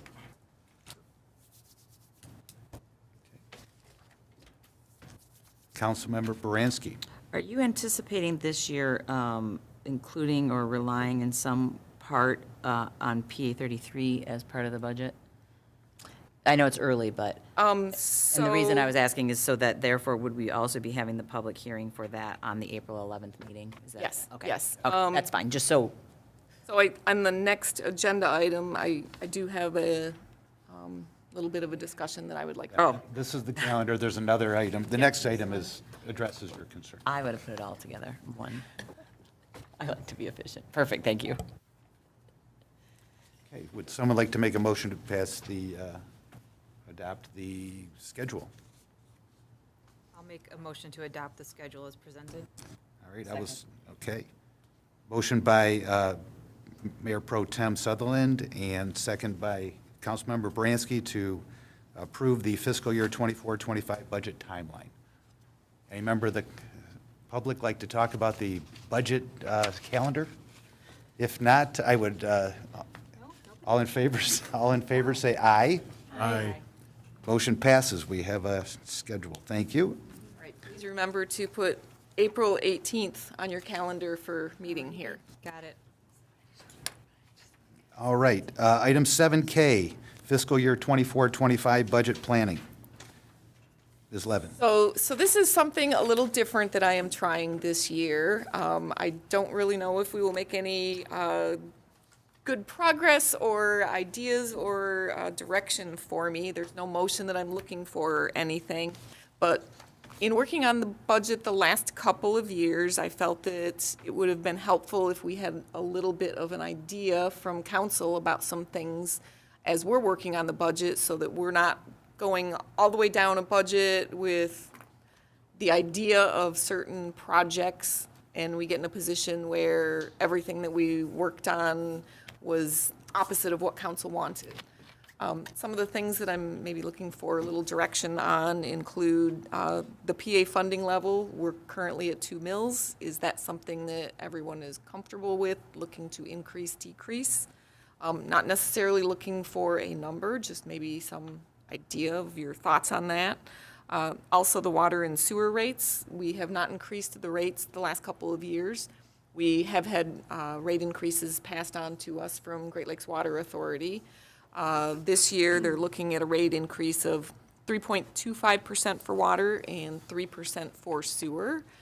We are obviously working through with a utility rate study that won't be completed in time for this budget, so it would be helpful if we could maybe come to some decision if we want to do something with those rates.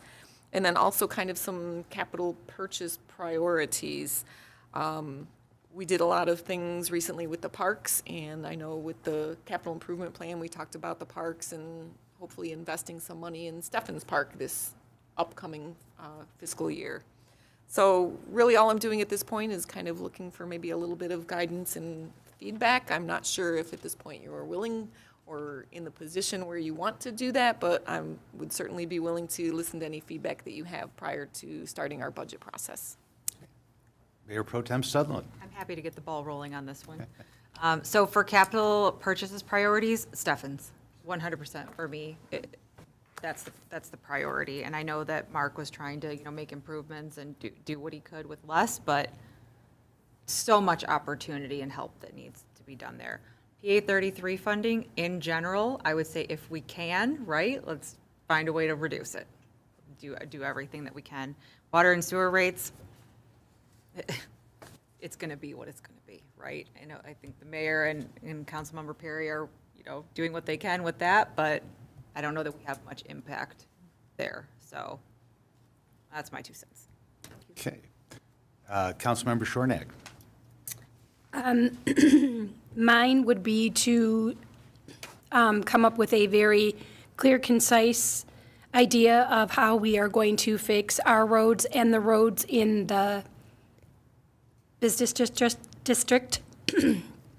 So I would like to come up with a plan that equally shares those funds between our residents and them, because they do put forth a ton of money, and obviously we don't have the $18 million we wish we had, and they're not going to be able to afford to bring that forth. So that is a big thing for me. And I, too, would like to, if at all possible, reduce the PA 33. Even if it's just by a half or a quarter, something's better than nothing. Okay, Councilmember Odell. As far as PA 33, my opinion is to hold the line on that right now until we get some other things taken care of. Definitely Steffens Park. I got an email also from the industrial park representatives, and they want to meet soon to see exactly that. What can we do? What if we can't come up with a lump sum? What's a workable amount we can do, and see what we can do with that, whether that's going in for grants or shared cost or whatnot. If we could do one street, might be better than not. They need something. So to look at those avenues as well. But those would be the main ones for me. Councilmember Baranski. Reducing PA 33 is my number one priority. I won't vote for something higher than what we have, and I every year have had a decrease. We have lots of money. We've done a lot of improvements. Stop overtaxing. Councilmember Stein. Let's just go down the line, right? I agree with Amy and most of the council. We need to see if we can lower that PA 33. I agree without not raising it, of course. And I really do think we need to really work with the industrial area and look at their roads. And our roads, again, bring that back to our table, right? We had a millage, it didn't go through. We need to bring that back also. And of course, Steffens Park does need a lot of help. Okay. Councilmember Perry. You guys have summed most of my concerns up already, so Okay. I don't really have anything extra. All right. My thoughts are, I would like to, at least for the public hearing, set it at no more than 2 mils, PA 33, and we can always stay there or go down. As far as the water goes, as the water rates, you and I talked about it, and Mr. Perry and I talked, and at the present time, we have enough fund balance that we don't have to raise the rates at the moment. I'd rather wait till the rate study's done and do it once this year, if there's an adjustment, and at that time we can, after we've got the professional evaluation done, rather than say, let's pass this on and then come back, and it's confusing to do it that way. So I would say at the moment, if there's consensus, is that we don't do anything with water. I agree with that. Great, I didn't think anyone would want to argue with that. But I also don't want to go backwards from our audit today. Yep. Oh, no, no, we're in fine shape with the fund balance. I know. On water. Want to and, continue the upward progression. And we have probably, I'd say, 4 or 5 months before we'd have that study done, and then they'd be here in July-ish. So I think when do the new rates for Great Lakes Water Authority start? Do they start July 1st, or they start April 1st? I think it's July 1st. It's either one of those two dates, but I don't remember. Well, thank you. This has been very, very helpful. And one more thing about capital. Until the Great Recession, which was seems like a long time ago, we used to put about $1 million from general fund into our roads, our local streets. So I think that's an appropriate use of money. And if we can find, and $1 million then is $2 million now. It's funny how that works. But I'd like to, and I know that they're coming, they have a capital improvement plan for water to improve our system and to spend down some of that fund balance to address those needs. And so I'd say those are my hot buttons. Does that help you? It helps immensely. Thank you. Great. And you do not require a motion or anything? Nope, nope. I was just looking for a little feedback, that's all. All right. Well, that was easy. All right. Then any comments from the public? Mr. Haggerty, come on up. State your name for the record. I'll get it right this time, right? It's my first time here. And you probably already have some plans for this. Your name, sir? Doug Haggerty. How do you keep forgetting that part? 31048 Rickard. Sorry. That 66-year-old mind just drifts sometimes. On the wall. You probably already have plans down this, but a number of years back, our freshwater delivery system in the city was originally designed on a 50-year time cycle. At the end of 50 years, it was supposed to be redone.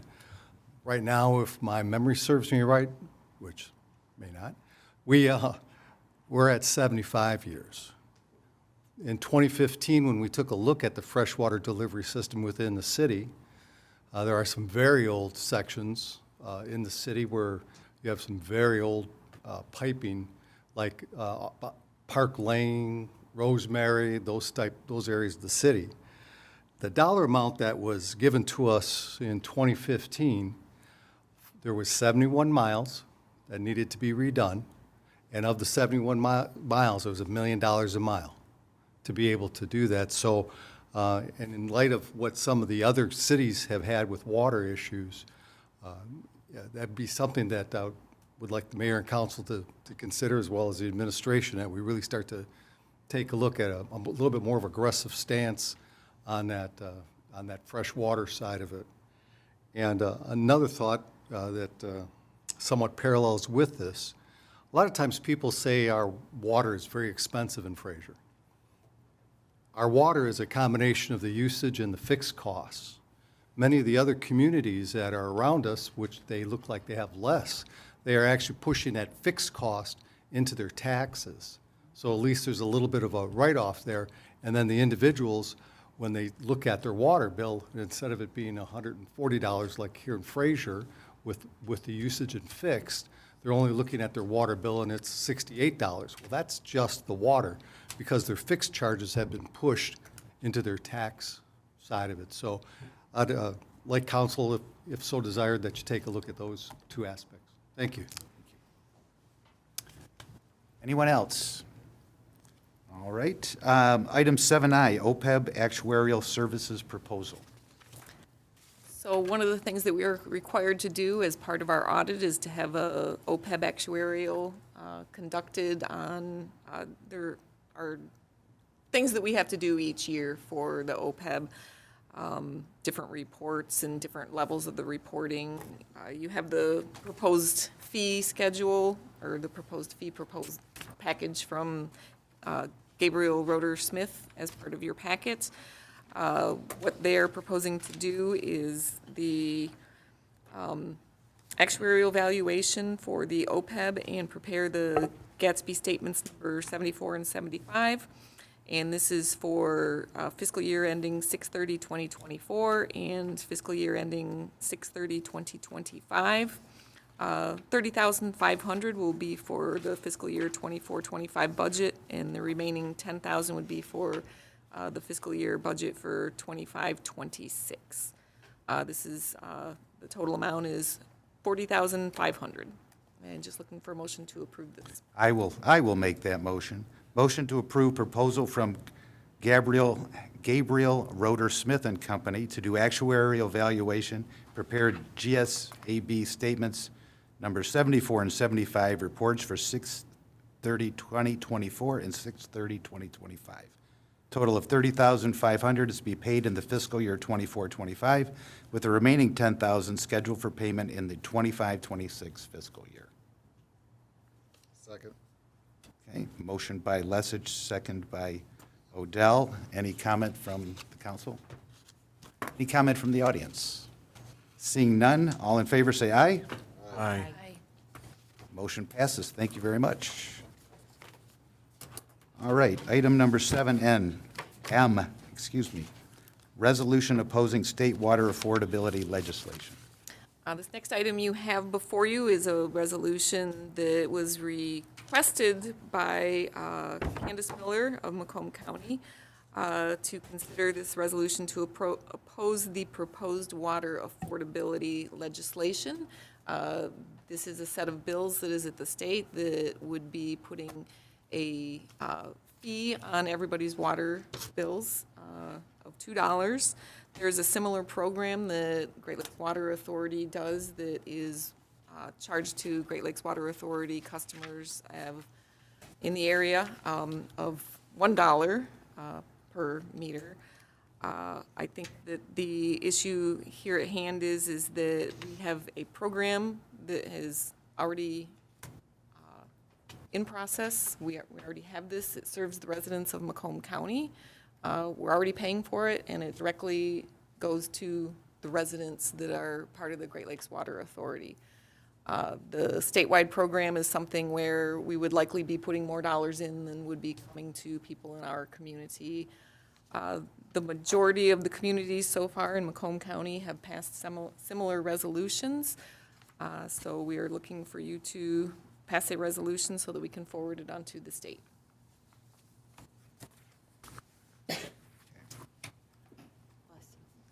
I will start, Councilmember Shornack, go ahead.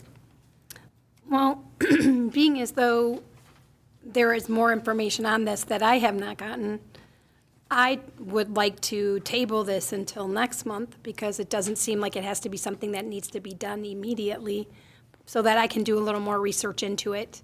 But that's just my personal feelings on that. Is that a motion to table? Or? That is a motion to table. Okay, motion to table this item, second, pardon me? Postpone till next meeting. I asked if she was tabling it. Yeah. Okay, postponing till next meeting, To which next regular meeting? next regular meeting. Okay, So you want to I rescind would that? like, yes, I rescind my original motion. My motion is to postpone this vote until our next regular scheduled meeting. Okay.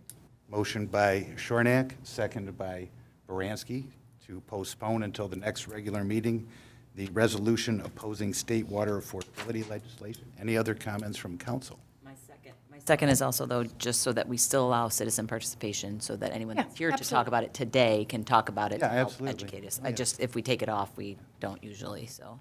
Well, we can postpone it and still talk about Yeah. the motions. Yep. Or the actions. Anyone from the public would like to, you wanted to speak on this. Come on up.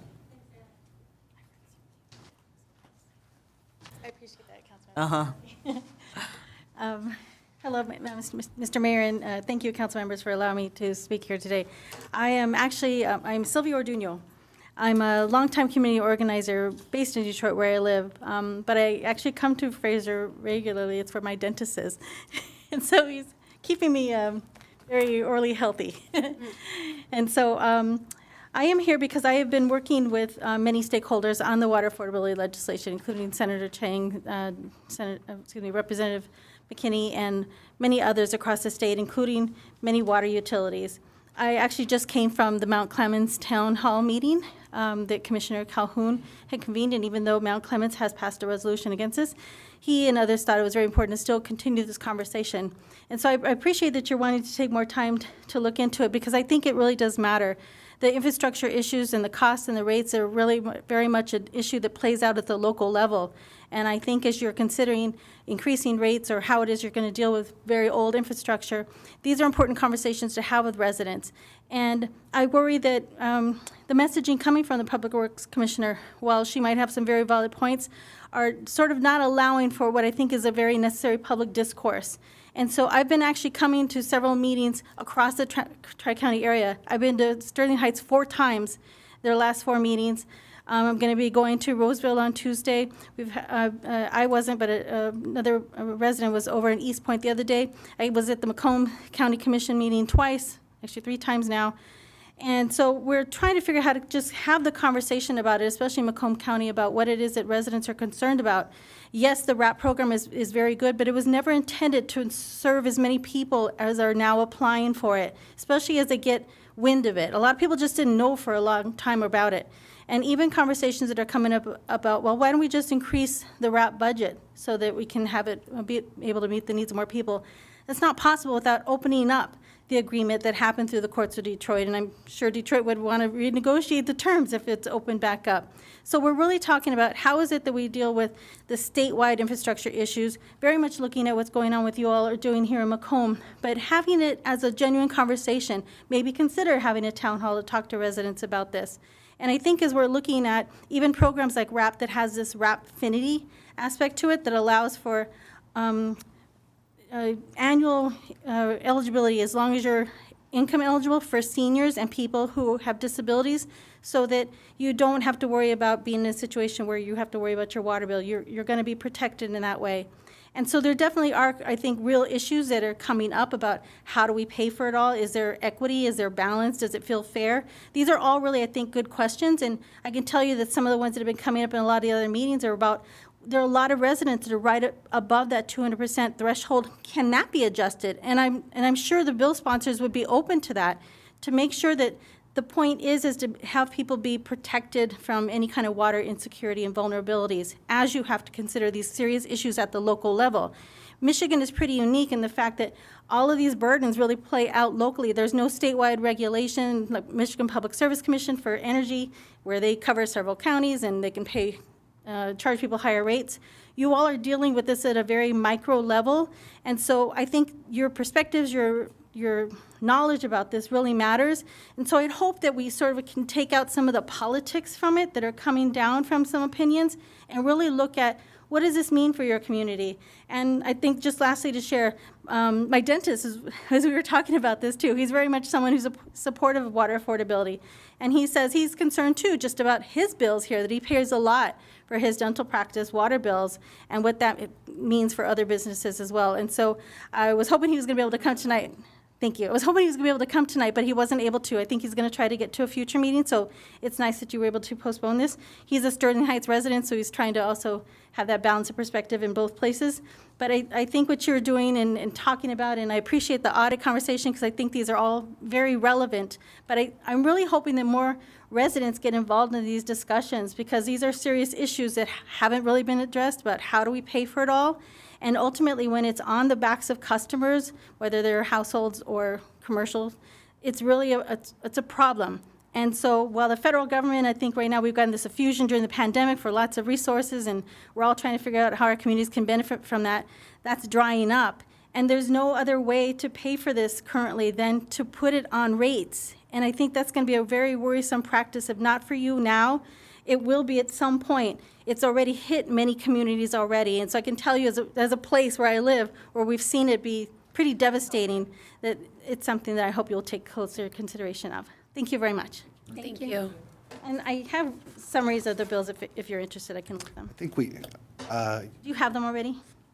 I think the city manager sent them to us. Okay. Or Mr. Higgins. We'll just leave it there. Yes. You did, yes.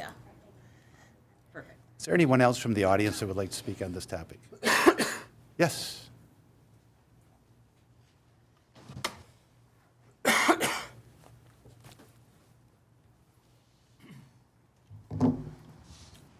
Paul Salufo, 31640 Ciro Avenue.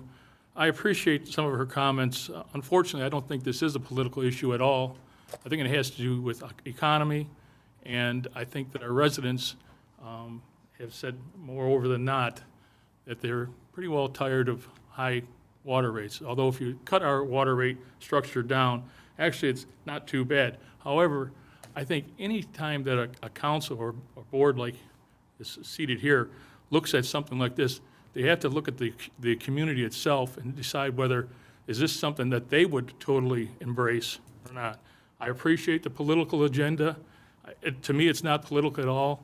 I'm a little bit disheartened that it was tabled, or however you want to look at it, for tonight. I think this is a no-brainer. The other communities that may not even have 90% fund balance absolutely are strongly against it. So I think that really you guys have a big decision. I guess it's, maybe to some of you it's a big decision. To me, it wouldn't be a very big decision at all because I know exactly how I would vote on it. Thank you. And I apologize for not speaking before public participation, but I would like to just say a few things. I understand the issue of water affordability. If people know me, I kind of take an interest in water and sewer issues. And for me, the issue, and I spoke to Mr. Higgins at length, and we had a nice conversation. I think we had a nice conversation.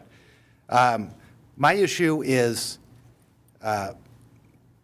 we need to fund this, and this is a state program. The comment was made that it's political, and I won't even address that because I think this is a Lansing problem for me. This is a statewide issue, and it should be a statewide solution coming from the state. Every one of us on here has to take a vote every year on what our water rates are going to be.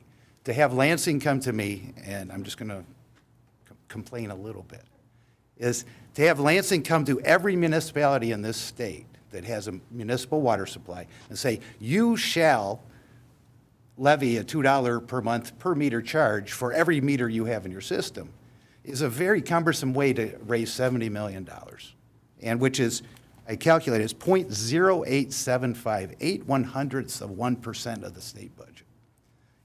And it's going to be thrust onto the local municipalities to manage all of that. And I can tell you from personal experience, things are not going to go perfectly.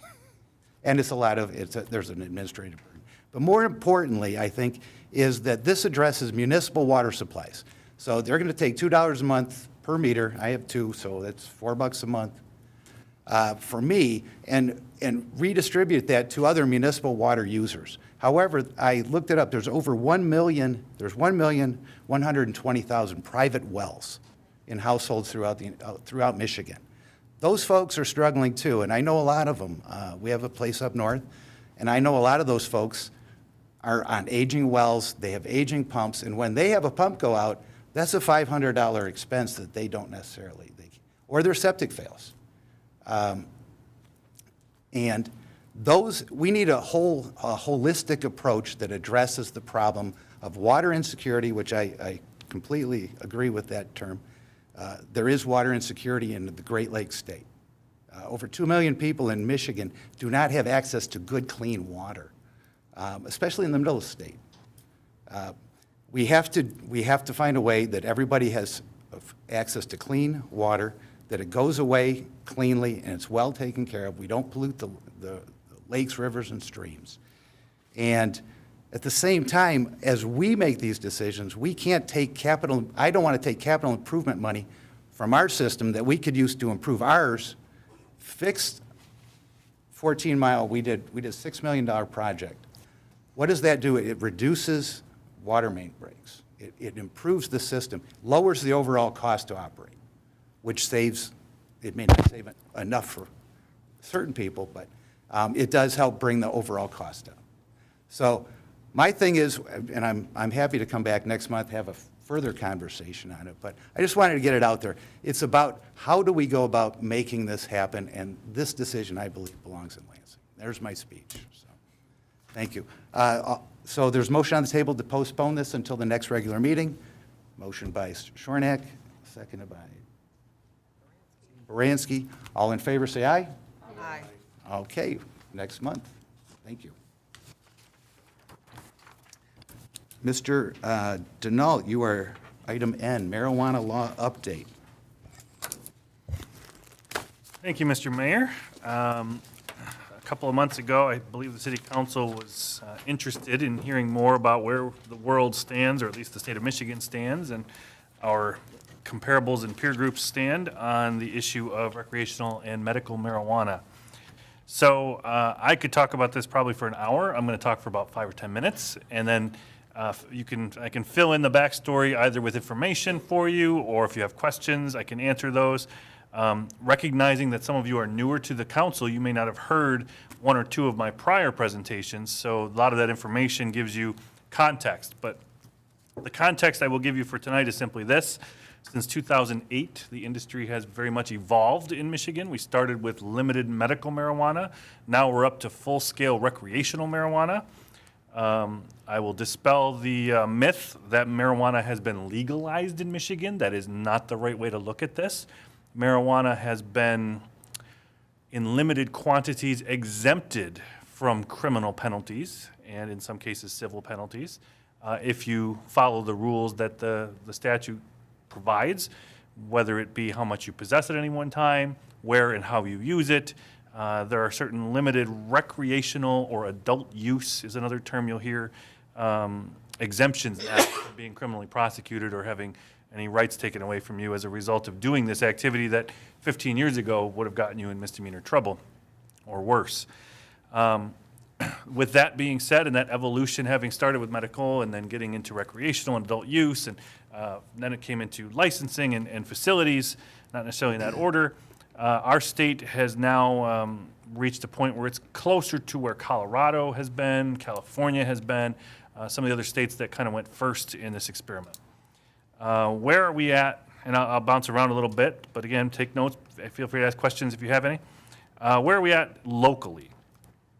Within our general vicinity, Harrison Township allows a bunch of marijuana facilities, but doesn't allow provisioning centers. Provisioning centers are what we call dispensaries. Those are not allowed in Harrison Township. But you can have things like growing facilities, testing facilities, transport facilities, things that help support the industry. Centerline allows up to 15 of every kind of license, even though they're tiny. Lennox Township allows up to 3 of each types of license. Romeo allows 1 retailer, which is a dispensary or provisioning center. Another way to call it is they call it retailer. New Baltimore allows adult use retailers. I don't have the numbers. I don't know if they limited the numbers. Utica allows 2 dispensaries, provisioning centers. Warren allows unlimited licenses, but only 15 provisioning centers, and that's in litigation now for the last 5 years and is going to the Supreme Court, Michigan Supreme Court. So we'll see where that ends up. And Mount Clemens allows 2 of each license and 1 of each type of grower. There's 3 different levels of grow and how big you get. City of Roseville, I didn't script it, but City of Roseville last year passed an ordinance, does not allow dispensaries. It does allow other types of facilities, but 0 licenses. I have it right in front of me on my screen. They're building 3 right now on Groesbeck. Then something shifted from their ordinance that I'm looking at online. So My understanding is there's going to be 6, 5 of them between 12 Mile and 13 Mile. Yes. Right at Hayes. in Roseville. 100%. All right. Well, I don't know. The ordinance, it looks like was passed last summer. I don't know how it's up to from 0 to more. But Literally on our. Anyway. Okay. Well, it's good update for me then, because I have not followed Roseville's. Better legal counsel. They do. They need a little help with their ordinances too, apparently. 'Cause there's some mistakes in the ordinance as well. As far as some statistics, just in terms of what's available to Fraser residents and what's available around us, there are 148 recreational facilities within 50 miles, pretty good distance. But that's up now from 111 the last time I gave this presentation, so it's gone up 37 within 50 miles. Medical, I still have 115 listed within 50 miles. That number has not changed. I don't know how accurate my number is anymore because it's hard to keep track of all of them, but in general, medical is diminishing, decreasing because everybody wants to be in the recreational game now. Within 20 miles, so much more reasonable distance, there are 73 recreational facilities. Previously, there were 19 the last time I gave this presentation about a year and a half ago. So it's up from 19 to 73 recreational facilities. And medical has actually gone up locally from 58 to 76 within 20 miles, which is interesting because it's down overall. Deliveries to Fraser. Last time I presented, there were 6 facilities that could deliver your marijuana products to you. Now we have 15 that will deliver to the city of Fraser. Obviously, more to come if we have Roseville and Warren and others geographically closer. The medical facilities are way down, though. We had 15 that would deliver to Fraser. Now we're down to 7. So more and more, it's a recreational use-driven industry. As I mentioned with Warren, there are up to 15 more potentially anticipated to be located in Warren after their litigation concludes. It's waiting for an oral argument date in front of the Michigan Supreme Court. And I looked at the pleadings again today just to refresh some of my memory on it. I believe there are the first 11 pages of a pleading is just all of the parties involved. The disappointed people that didn't get a license, the ones who did and want to keep it, the intervening parties and the friends of the court, amicus they call it, parties that want to be a part of the decision. It's a big, big deal. And a lot of people to manage in your court. Some other just interesting statistics or background information, some of which I presented before. There's roughly 1 marijuana facility for every 17,000 Michigan residents, but facility is defined as a bunch of different things, not just necessarily dispensaries, and obviously they're concentrated in more in different areas based on population. There's still a general consensus based on studies that people 18 to 25 don't like to pay in the retail sector. They'd rather just grow their own or buy their own from their friends illegally, because obviously there's extra taxes and there's extra fees and all of that on the transactions in the retail sector. So the costs go up. States across the country have been imposing moratoriums on new licensing due to oversupply issues and the great decline in marijuana pricing. By my estimate, I believe marijuana pricing is down about 50% from the last time we spoke. It's been a great decline, the oversaturation of the market as the market still tries to figure itself out in our state. And just in talking with people in the industry, loosely, they're closing up shops. I think there were 12 in Bay City that closed recently. And they're consolidating too. They're selling to each other and buying each other just to try to establish market share. 95.1% of Michigan residents live within a 30-minute drive of a licensed retail facility. So pretty much everybody in Michigan can get to a provisioning center, a dispensary within 30 minutes. Enforcement issues, since the last time we talked, I really don't have anything new on that. It was about 14% had closed or not renewed their licenses since 2019, which isn't a significant number, but again, the market's still figuring itself out. That takes a lot of time, as we predicted would happen. A 2021 study showed that about 70% of residents are still buying their marijuana illegally just because it's cheaper and easier and you know people. It's unknown how much illicit marijuana is coming into the legal market in Michigan, but it's suspected that the amount of THC distillate, a byproduct from the plants in the legal industry, is much larger than the amount of plants actually being grown. So if you talk to your police friends off the record, they will tell you that Michigan people still import marijuana from other states where they can get it just because they want a different product or another product, and still export a lot of illegal marijuana off the books to the states that don't yet allow marijuana to be purchased legally. So that's a big part of the industry that's driving their successes now, but once or if that ever gets cracked down upon or every state goes legal, potentially speaking, that might dry up the export market and really dry up our market as more and more places would have to close. From an enforcement perspective, in February of this year, or last year, state regulators suspended the licenses of several marijuana businesses for using illicit cannabis extracts to manufacture their products.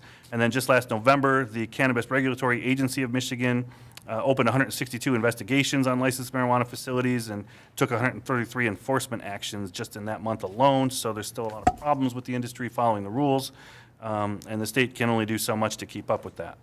and certainly localities as well, having to deal with breaking and enterings, having to deal with traffic congestion. The big issue for the dispensaries over in the city of Utica, which everybody thinks are in the city of Sterling Heights because they're south of Hall Road, those two facilities had lines of cars blocking traffic on Van Dyke forever.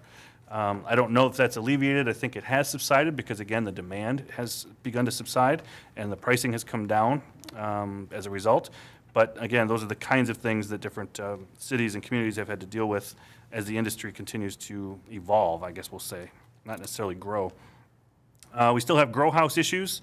I haven't, I was very close to that issue for a while, and it seems like it has subsided a bit. I think the message has gotten out in part to not grow illegally in a way that disturbs neighborhoods, causes brownouts, drains electricity, causes panels to explode on your electrical panels. I think that has subsided some.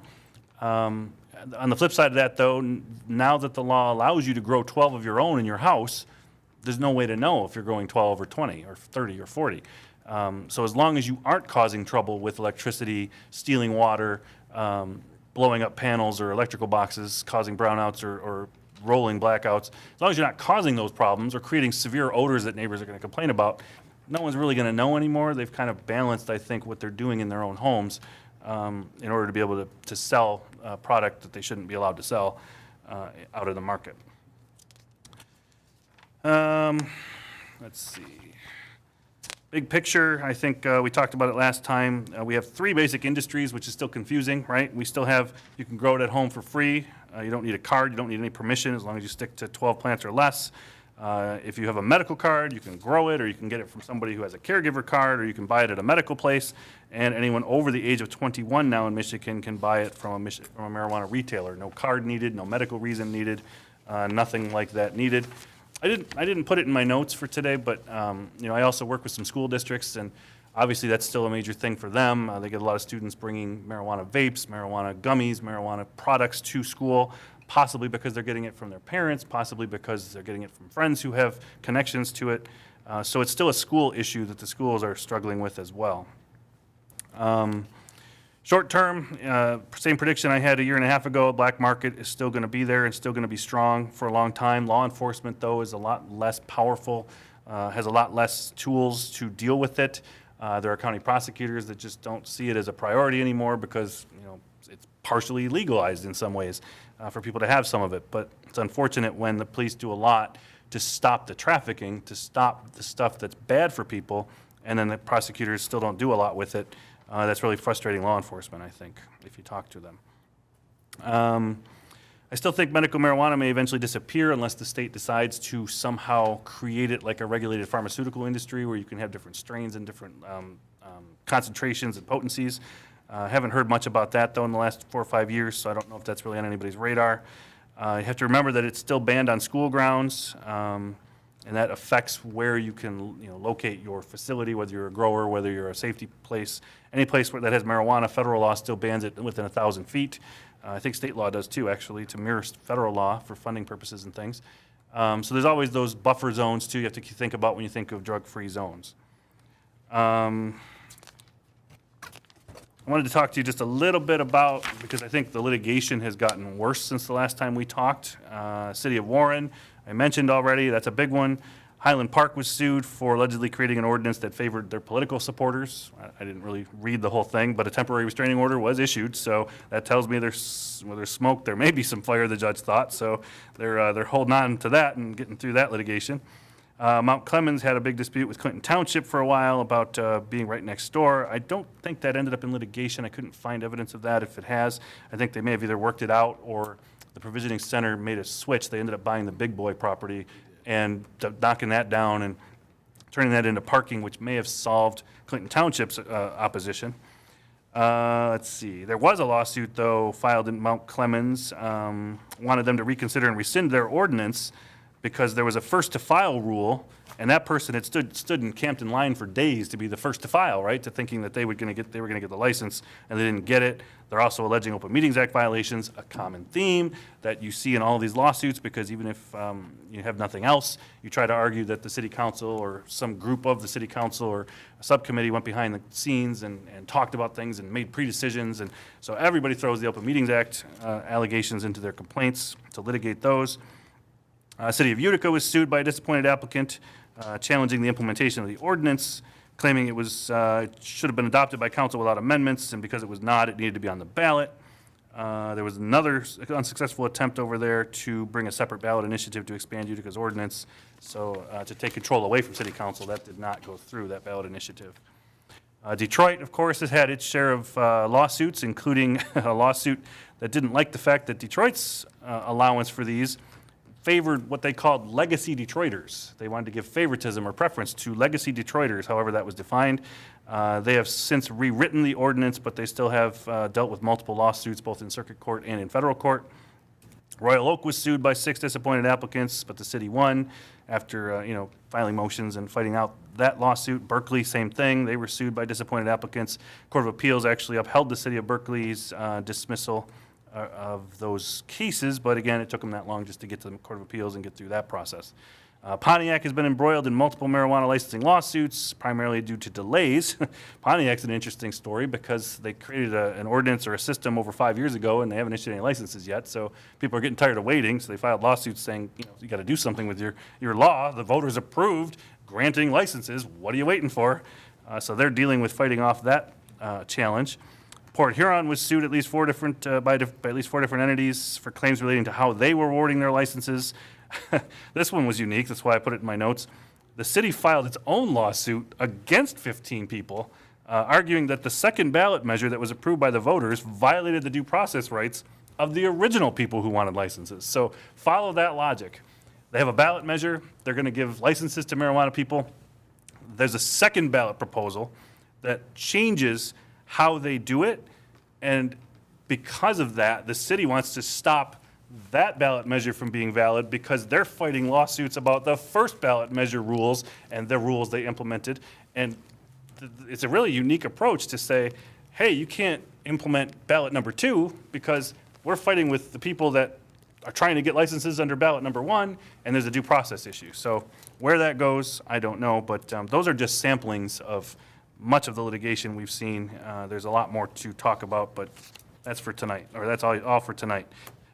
With that, I really don't have anything else to add. That's sort of the state of the industry as I see it, in the municipal world at least. I'm sure others see it differently, but I can take questions.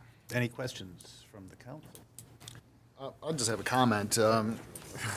My day job, I collect past due personal property taxes from many of these communities that you talk to, not Fraser, but and 5 years ago, if somebody was behind, you would have a check delivered to the county before you got back in the office. That is not the case anymore. Many of these shops have, because the market is oversaturated, they're not keeping up with their taxes on personal property. A lot of the smaller fish are getting eaten by the bigger fish as far as the shops. So it's not as much lucrative tax-wise as it once was, just because everybody's getting in on the game. I personally don't have a problem with it. I don't see a problem with it other than, you got to do it. You got to really do it right, make sure your T's are crossed, I's are dotted, because the lawsuit costs could outweigh the tax benefits. So, but just seeing what other communities that I do day-to-day work for, collecting those taxes that are due are not as easy as it once was, just because the market is so oversaturated right now. And that's what I get from these shops and growers and things. So just 2 cents. Thanks for that. Any other comments from council? Anyone from the public like to speak on this? All right, thank you, Mr. Denault. Sounds like the lawyers are busy. Not my office, but many lawyers are busy with A lot this. of lawyers yes. that are busy. Thankfully, we haven't had to go down that road, at least not me. Okay. All right, moving on. Item 7O, Bob Logan, Planning and Zoning Attendance in Meetings. Councilmember Jordan. So I have been approached by excuse me, several people on the ZBA and the planning with regards to consistency, with regards, and I understand there would be training that would need to be involved for Mr. Logan, but I do know that he's willing to do it. I do believe that that could be very beneficial for a community. I know we used to have somebody who would go to both the meetings, so that, again, that consistency was there, that there wasn't misinformation spread, especially with things that are going on currently in our community. I think it would be very beneficial to have him there. I know, again, he's an hourly employee. I know he can adjust his hours during the week, if he has a meeting that week or, whatever needs to be done. But I just wanted to bring it to this council's attention because I think it is something, I do agree with them that it needs to be something that's done because there needs to be that nice flow between those two boards because they do play off each other and they do affect things that are going on in our community in a big way. So that's just my thought process. Councilmember Baranski. Isn't McKenna's job to kind of be that liaison point? Or is that not their job? So we have the planner that we work with, McKenna, and we had a change, I would say maybe about 6 months ago. We now have Lauren that is our lead person, and Alicia, she was on maternity leave, and she has come back. She's kind of our secondary person. So Lauren attends those meetings. She does communicate with Bob regarding any business that happens at that meeting. I understand that they had not been communicating very much recently. That's something I talked to Bob about, that they are having regular meetings. So our planner is in the office twice a week. So they have an opportunity to talk about what's going on in the planning world. Just to give you a little perspective, Bob is, when I originally started here, Bob was our inspector for rental inspections. We had McKenna as a building official that technically was the department head. So we had a consultant that was minding the shop and the bills, and I wanted to change things. So with the support of council, we made Bob the building department manager. So he oversees the activities in the building department. He does not have much knowledge when it comes to things planning and zoning. I did have a conversation with him, talked to him about comfortability with it. Certainly training is a big aspect for him, that he doesn't really speak the language. He does rental inspections primarily. He did help with code enforcement when we did not have a code enforcer for a period. There is a great program through, I think it's the Michigan Planning Association, to become a citizen planner. It, when I went through it a number of years ago, was a 3-day in-person course, and I believe that now they offer that as a web course. I talked to him about if he was interested in going through that course. It's a course that you go through. There is training. You take a test and get a certificate at the end. He did express interest in that. As Patrice mentioned, he is fine with going to planning and zoning meetings. The only concern that I have is that he already is overburdened with the workload that he has. So either we're going to be cutting back on his workload somehow or providing overtime for him. So going to the planning and zoning meetings, I would say, is probably between 4 to 6 hours a month. Based on, I think, the wages and time and a half. I haven't run the numbers, but I'd say maybe a couple $1,000s a year for that. The last time I looked at the training for the Citizen Planner program, I think it was around $750. And the other thing is, I think it does help our residents and our builders who come in, if Bob is abreast of what's going on at the ZBA and the planning levels. I don't know another way to bring that all around. I would actually say that for those two boards, I would think it'd be a really great thing to reach out to them for their recommendations on how to kind of solidify that process where everybody's in the know. So that if a resident came in and was speaking to Bob, Bob's not kind of blindsided because that was something that was at the ZBA or at the planning.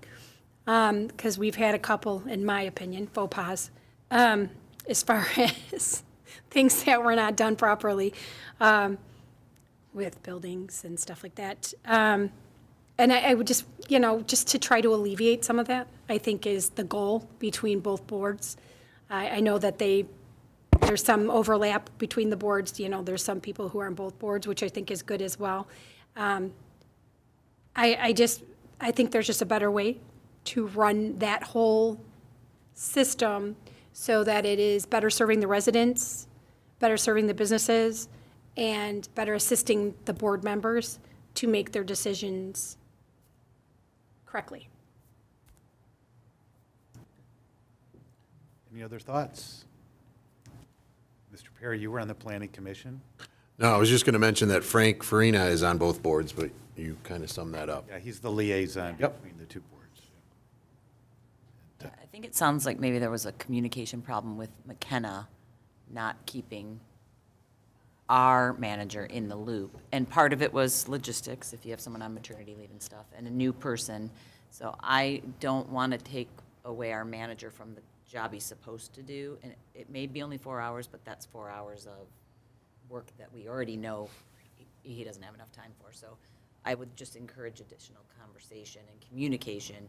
And then if our vendor isn't doing what they're supposed to do, which is make sure everyone's in the loop, then we look at our vendor, because that's the point where the problem is, in my opinion. It isn't an employee problem or a board problem. It would be our vendor's problem.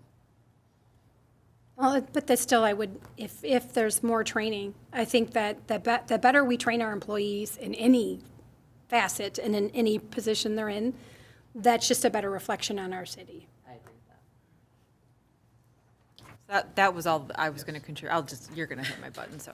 That was all I was going to contribute as well, though, is that, it sounds like the training cost is low, right? So even if there is future opportunity for him to get involved and do this, let's prepare now if he's willing to do that, and at least just get the training done, and then maybe reassess what level he would need to be involved at a later time. But it sounds like the juice is worth the squeeze on that one.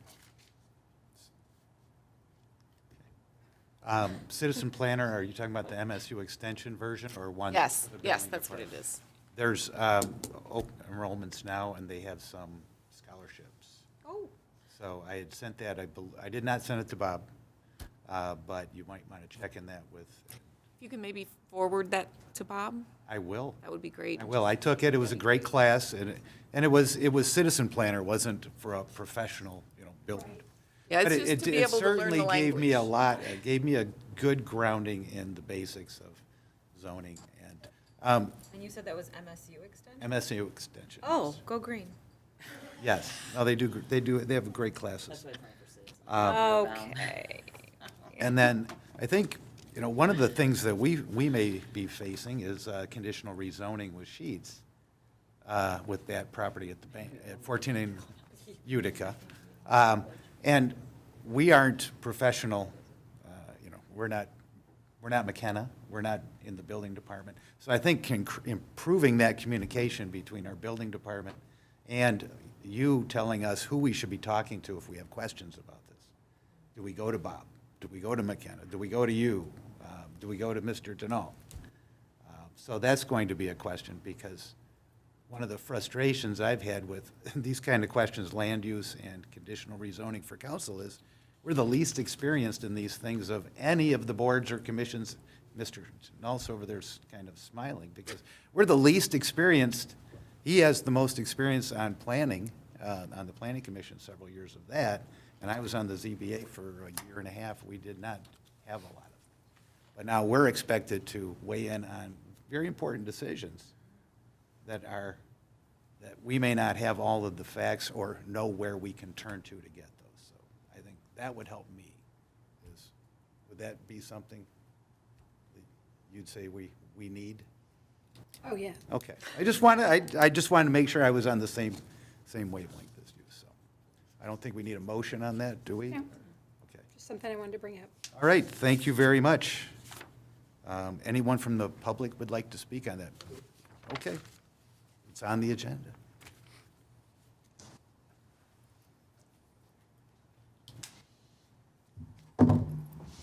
I'm Paul Salufo, 31640 Ciro Avenue. I appreciate Bob and what he does. He's overworked now. The former council, the former seating council, had a tendency to pile on work on employees until basically that department or that person busted. And I think that would be pretty much what we'd be doing there. I think, if anything, give him more help in that office relative to blight and enforcing of certain conditions that have been ongoing in the city that could certainly be addressed to embetter the community. In other words, build it from the bottom up. In other words, let's take a look again at where we're at as a community relative to blight and ordinance, compliances. The other thing too is I feel that, recently we've had a very controversial, some people may think it's controversial, decision by a commission planning. And I think council needs to look, I think the mayor may have said it best tonight when he said, we're absolutely the least qualified to make those kind of decisions. My question right away was, it's unfortunate, but why is it going in front of council to make a zoning condition authorization relative to not going to zoning? And those people are very experienced at that. We need, I think personally, I say we, I think council needs to look carefully at what these commissions do. They don't do it for the money, I'm going to guarantee you that. They love their job, they work hard at it, and they have a plan, a master plan. They only want their best foot forward for the city. Get and to know them, talk to them, and say, why did you make that decision? I think that's important. And again, like I said, let's not pile more work onto Bob. He's already, I don't know how many of you actually had any kind of conversation with him. He's already overworked as it is. But that's something you'll have to make a decision on. But at any rate, take a look at what these committees and the councils do, commissions do, because they do it for a reason. They certainly don't do it for the money. Thank you. Thank you very much. All right. I think that was it for that topic. Item 8A, returning business labor attorney RFP. Just to give you a little summary of where we are in this, back in November of 2022, actually even prior to that, we had put out an RFP in November of 2022. We conducted interviews for labor attorneys. We had 3 firms that we interviewed, Kirk Huth, who is our current labor attorney, Schiffman Fournier, and Giamarco. We did not take any action with any of the RFPs that we did. We actually also had one for engineering and general labor. Since that time, we did approve new rates for all 3 of those firms. At this point, I think Patrice had requested to have this on the agenda for discussion and determining what you might want to do moving forward with this. Thank you. Yeah, I just wanted to revisit it. I think it's always good to revisit, especially since, the pricing sheet did go up as well. And right now, knock on wood, please stay that way, we're not in any litigation right now. So I think this is the opportune time. At that time, it wasn't really the best time in the world to do that because the fact we were in the middle of several different situations, I'm going to put it that way, and settling disputes. So I just wanted to bring it back up to council again because I still think it's always good to look at that and make sure that we are getting the best bang for our buck and the best representation we can for the city. Well, then, yes, that would be my motion, that we go out for an RFP Okay. for that. I'll second. All right, hold on. First thing we have to do is add it to the agenda as an agenda item. We did. No, we did not. No, if this is to discuss, this is returning business. This is not an agenda item to go out for an RFP. So Oh, okay, well, then we can always put it on for next month, I suppose. we can do it now. I just want to do it first step, and this is what we used to do when we first on council was, if you wanted to add an agenda item during the meeting, you would make a motion to add the agenda item to go out for an RFP. And then we would discuss whether we want to deal with that tonight. And if we approve that, then the motion can be made, so. Isn't the agenda item labor attorney RFP? No, it was returning business as a discussion issue, correct? Your understanding is? I didn't know what we were necessarily doing. We talked about that, yeah. So there was no real decision, or there was no real request to go out for another RFP. So if that's what you'd like to do, we can add that to the agenda. Yeah, that's fine. I'm just trying to. Okay. So is that what you'd? I would like to add that as an agenda item, please, that we go out for an RFP Okay. with regards to our labor attorneys. Okay. Motion by Shornack, second by Baranski, to add to the agenda a motion to go out for a labor RFP, or a consideration of a motion to go out for a labor attorney RFP. All in favor? Aye. Okay. Now the agenda item. Okay, so now it is item, that will now be item 7P. Consideration of a labor attorney RFP. Okay, go ahead.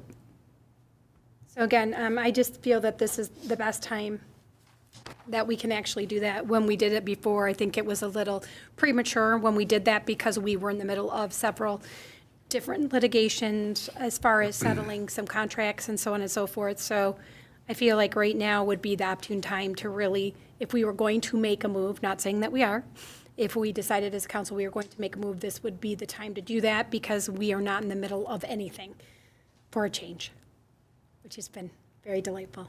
Okay, Mayor Pro Tem Sutherland. So this has been living, rent-free in my brain probably since the last time when we actually did the RFPs, is thinking about that, the fact that we didn't take any action on it. But I mean, just a couple of thoughts that I have on it. First of all, I don't recall being blown away by any of the RFPs that we got. I personally, based on my experience over the past couple of years, am happy with our current labor council. I think that the rate increase was consistent and fair with, what we've seen in other increases. So I mean, just based on historically what I've seen and the exercise and almost futility that we went through in 2022, I don't really see a reason to do this right now, personally. Councilmember Odell. I would agree. Going through labor negotiations, I was very satisfied with the outcome and the representation that we had. And after being in the meeting with all the interviewees, my thought is to stay with who we were. I thought we got, with Kirk Huth, I thought we got very good, reasonable agreements in place. And in my opinion, I don't want to change that at this time. Okay, Councilmember, I think it was Stein. So, of course, I wasn't here, so I can't say how well it worked or not. But my one question would be is, Elaine, how do you feel that you work with this and how this gentleman works? Or, sorry, I don't know if it's a gentleman, or this firm. That's my biggest question. How do you feel?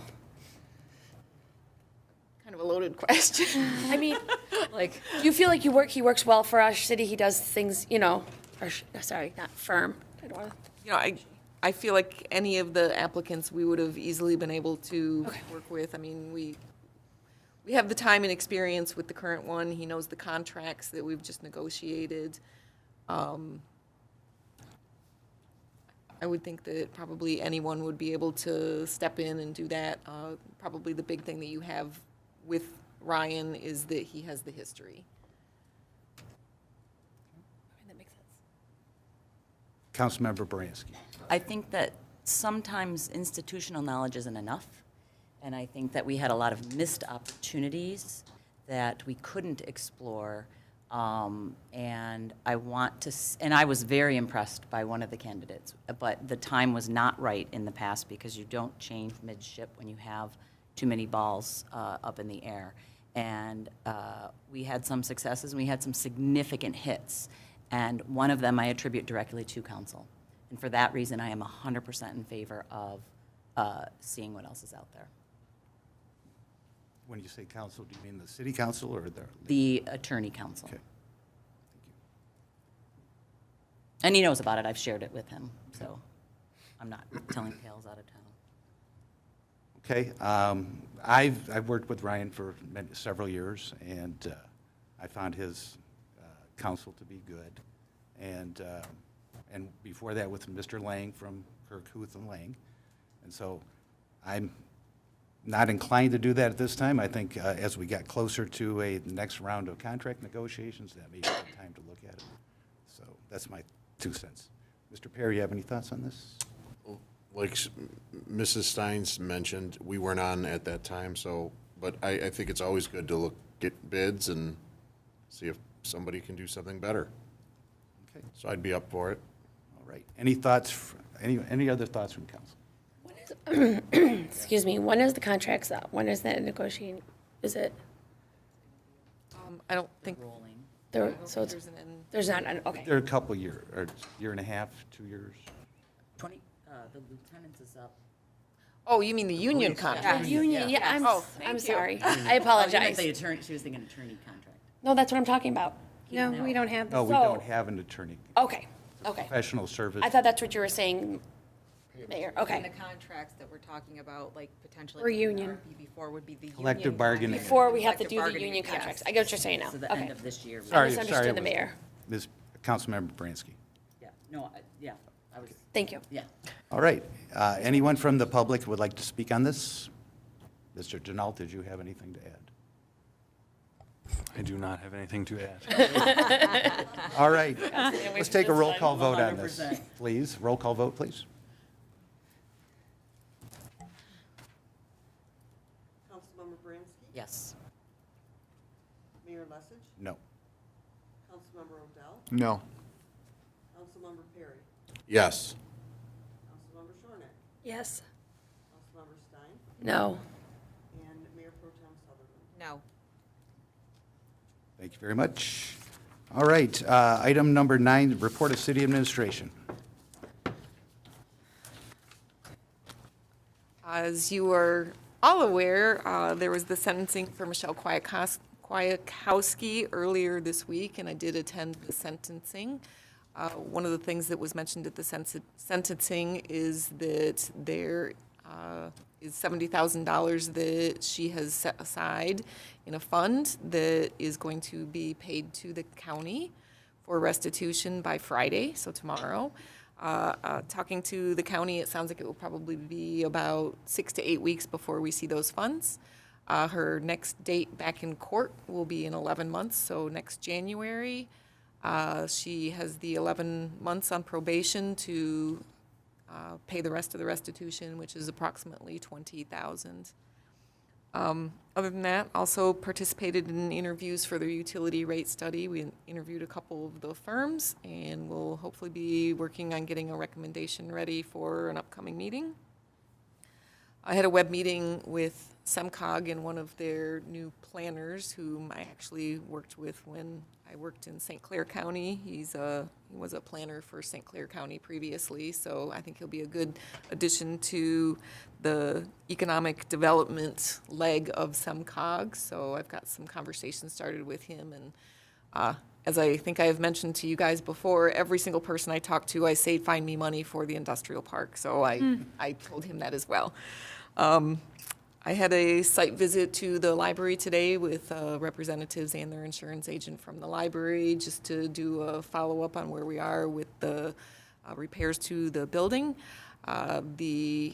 Most of the drywall is in, the electrical passed inspection, so they'll be finishing up the drywall. They've been doing some of the painting on the inside. We are still waiting on a special order door that should be in by the end of the month. So hopefully everything will be completed by the end of the month. I know that the library has requested to be on the agenda for the March meeting. I let them know that the deadline for submitting information is 10 days prior to the meeting, so I'm not sure what to expect from that. So I just wanted to give everyone a heads up on that. And that's all I have to report. Okay, thank you very much. Any questions for the city manager? All right, seeing none, item number 10, report of mayor and city council. Let's start with Mr. Perry. I was going to ask about the library, but our city manager just filled this in. Okay. So, no, that's it. Councilmember Stein? I don't have it very much. I just wanted to kind of say a thing. I don't know if anybody knows it. Skills USA for Fraser High School. They just had a big competition at Fraser level, and a lot of them are going to states in Grand Rapids. So I just want to congratulate them. Of course, one of them, my daughter, so I'm very proud. And Skills USA, I don't know if anybody knows what that is.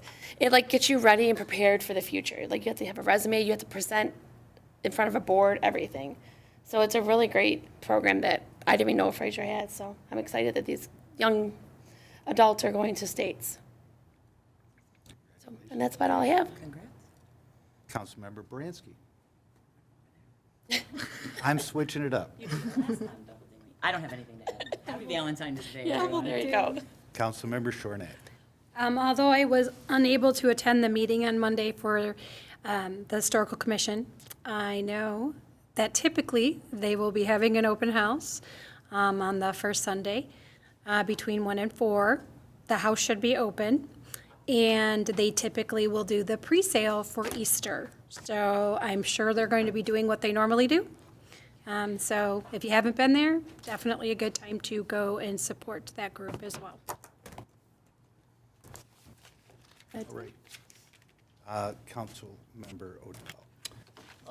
I had the opportunity to listen to a presentation the other day from Sarisa, who handles our dispatch with another organization, but told me about a program called smart911.com. And what I really liked about it is it's a free service that you can go in and enter in information about your family members, or like if you have an elderly parent that's on certain medication or something that might need emergency services on a more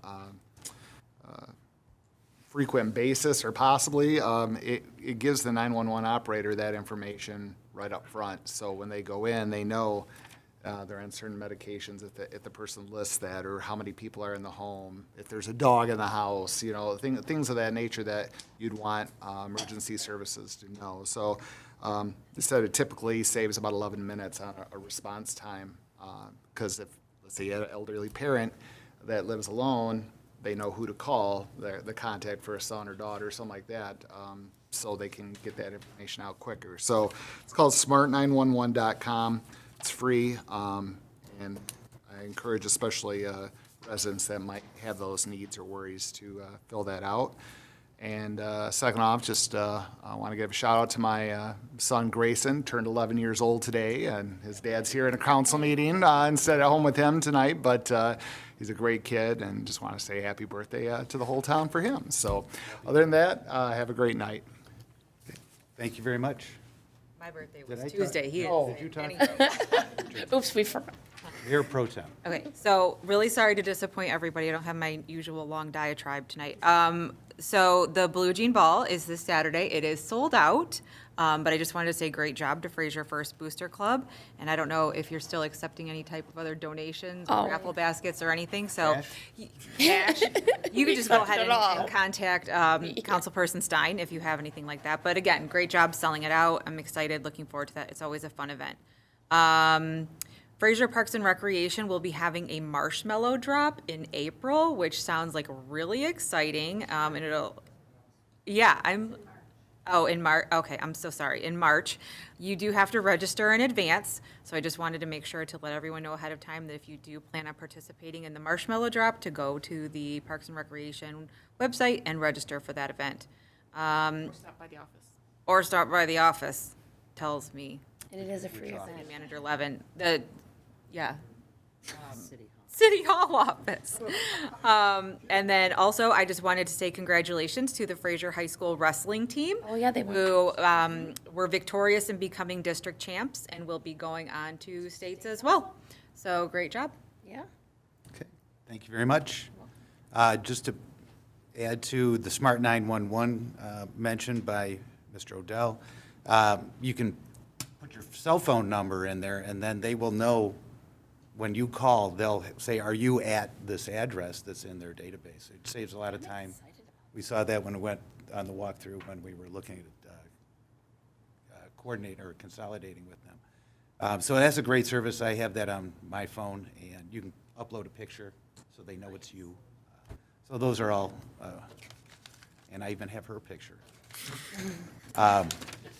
So that was, that's a great service, and it's no charge. I hooked my mother up with that, too, out in Shelby Township. East Point Roseville Chamber, Director Kretschmar and myself met for a coffee hour on one of the worst driving days of the year, and we had a few people at the Lions Club, and thank you to the Lions for hosting. It was very interesting. She was enthralling, and I was the cleanup act. So everyone was there to see her. I would like to say I talked to Amy O'Leary, the Executive Director of SEMCOG, 2 days ago, and I said, give us some money for our roads. So that's our comment. She said, I've heard that before. It's echoing through the community. But we did talk also about transportation alternative program grants and adding to our sidewalk network and possibly connecting some areas that need it, like Mulvey I brought that up. So she gave me some resources for that, and I will share those with the council. I got those this afternoon. And the last thing would be, can we post the financials and audit on the city website soon? And beyond that, I would say happy Valentine's Day, and thank you very much, and see a bunch of you Saturday. City Attorney, Mr. Denault, did I say something wrong? No, everybody's fine. I just don't like to leave anything unfinished, so I did look closer at the Roseville ordinance. It's zero, And that is a good lawyer. zero medical marijuana provisioning centers, up to five dispensary provisioning. They did You are fine. good. It's in a separate section. Literally. They separated the two out, so that's why. They did a lot I right. thought there were 6. It says up to 5, so that part I'm clear on here. All right. Yeah. Thank you for clarifying I that. couldn't help myself. You just didn't like the fact that more than one of us knew something. We drive down there. I didn't like not being able to explain why you knew. Well, we drive by them. There's 3 that popped up like, overnight. Their locations were definitely interesting. Yeah. Just leave it at that. All right, now it's time for citizen participation. Anyone from the audience would like to speak? It's your opportunity to come up and speak. Thank you very much. Either one. Hi, how are you? Good. My name is Joe Bologna, 885 North Pemberton, Bloomfield. Don't take that against me. I lived here for quite a few years. My kids went to Fraser schools, Richards and Fraser High. Anyway, I've been a restaurateur of many restaurants for about 40 years. And kind of, what am I going to do? My son kind of took over, and so I got into something else. I got into real estate, commercial real estate. And it kind of took me to a different scene, because for 28 years I did that part-time, selling bars and restaurants. But I met a guy, and he knew my cousin, this boom, boom, boom, boom. And anyway, got into cannabis. And I says, wow, what a difference of selling bars and restaurants. I got to know probably most of the players, Canada, Europe, Colorado, California. I've been all over. My last 3 years have been traveling the state of Michigan, closing 26 deals. I work with a lot of different cities and townships, and the ones that I worked with that let me in to speak to them,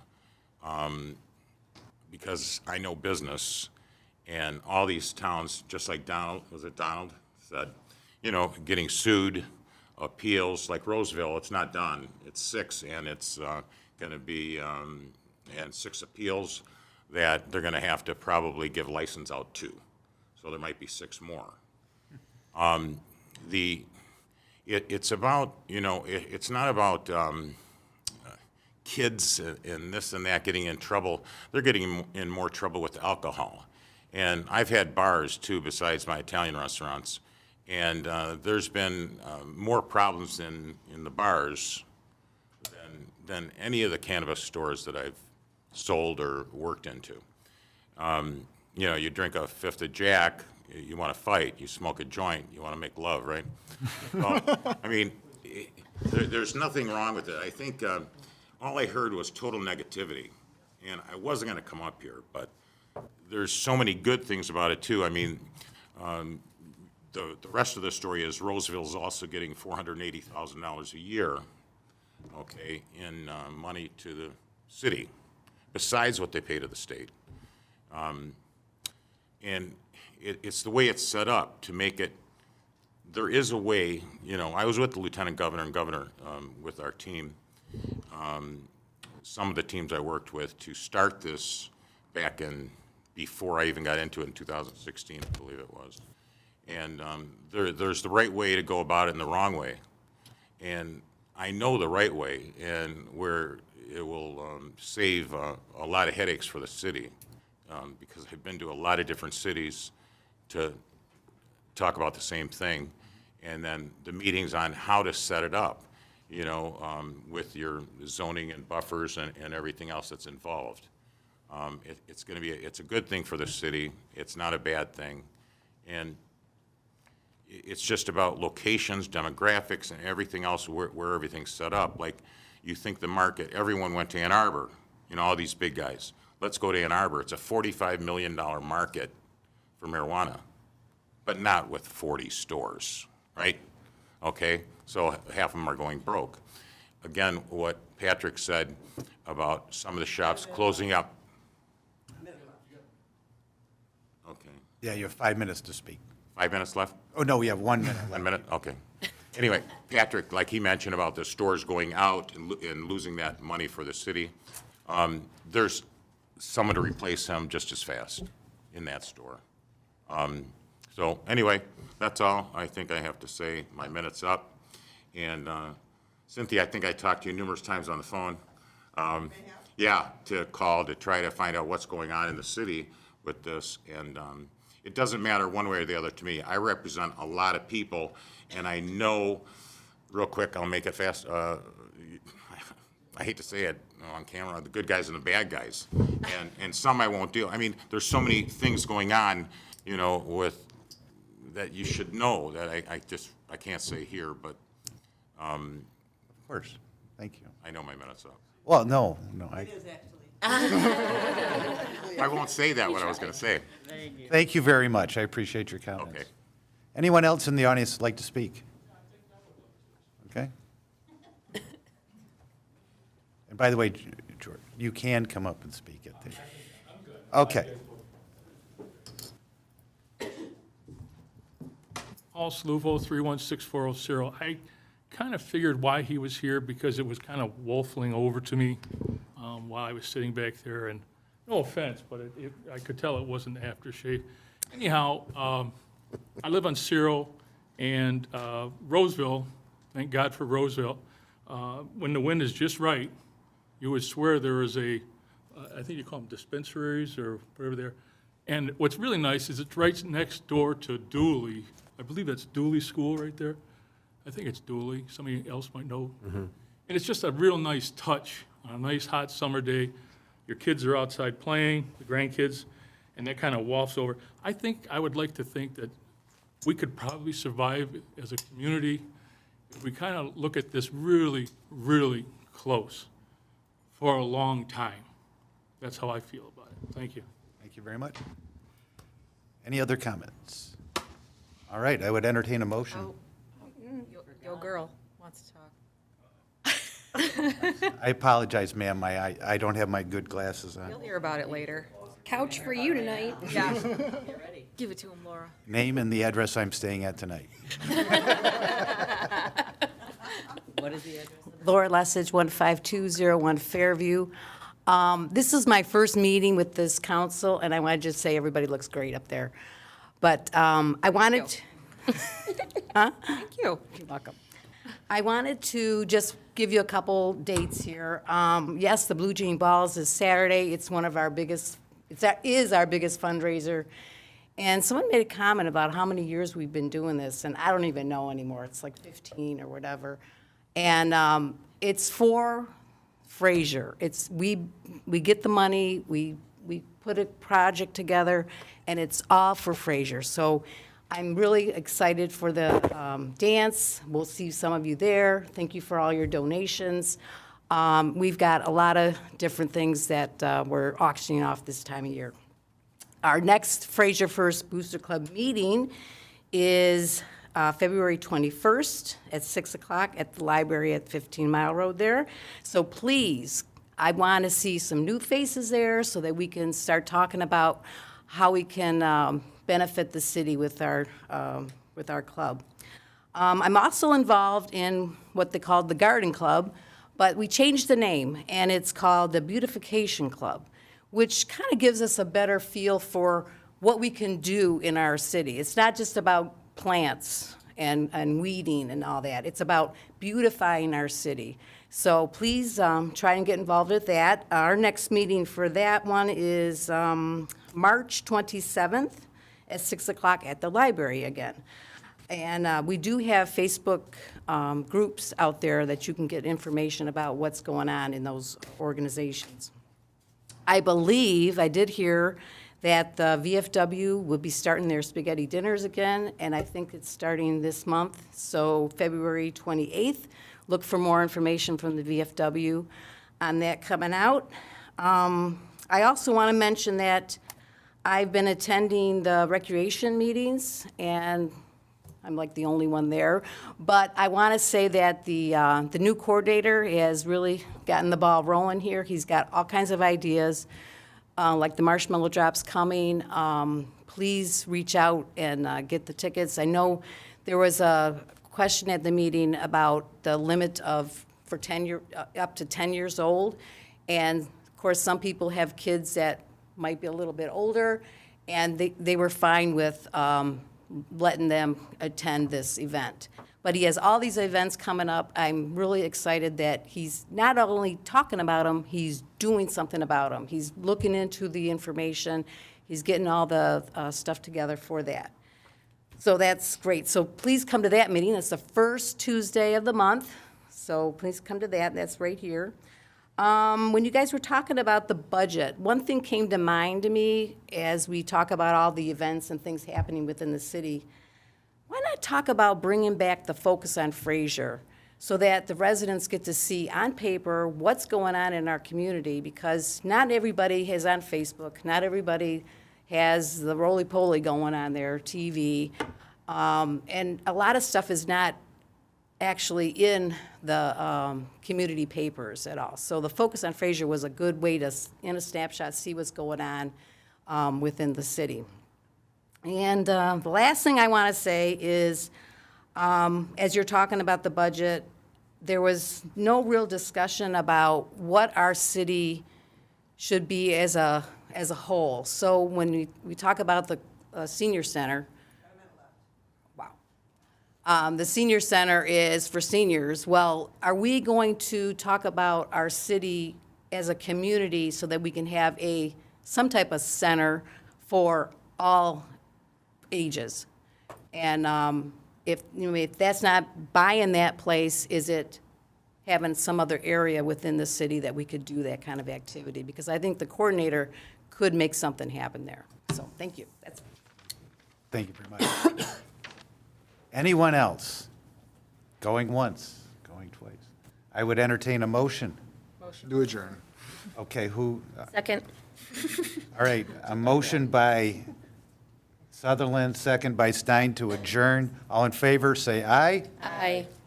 Meeting adjourned at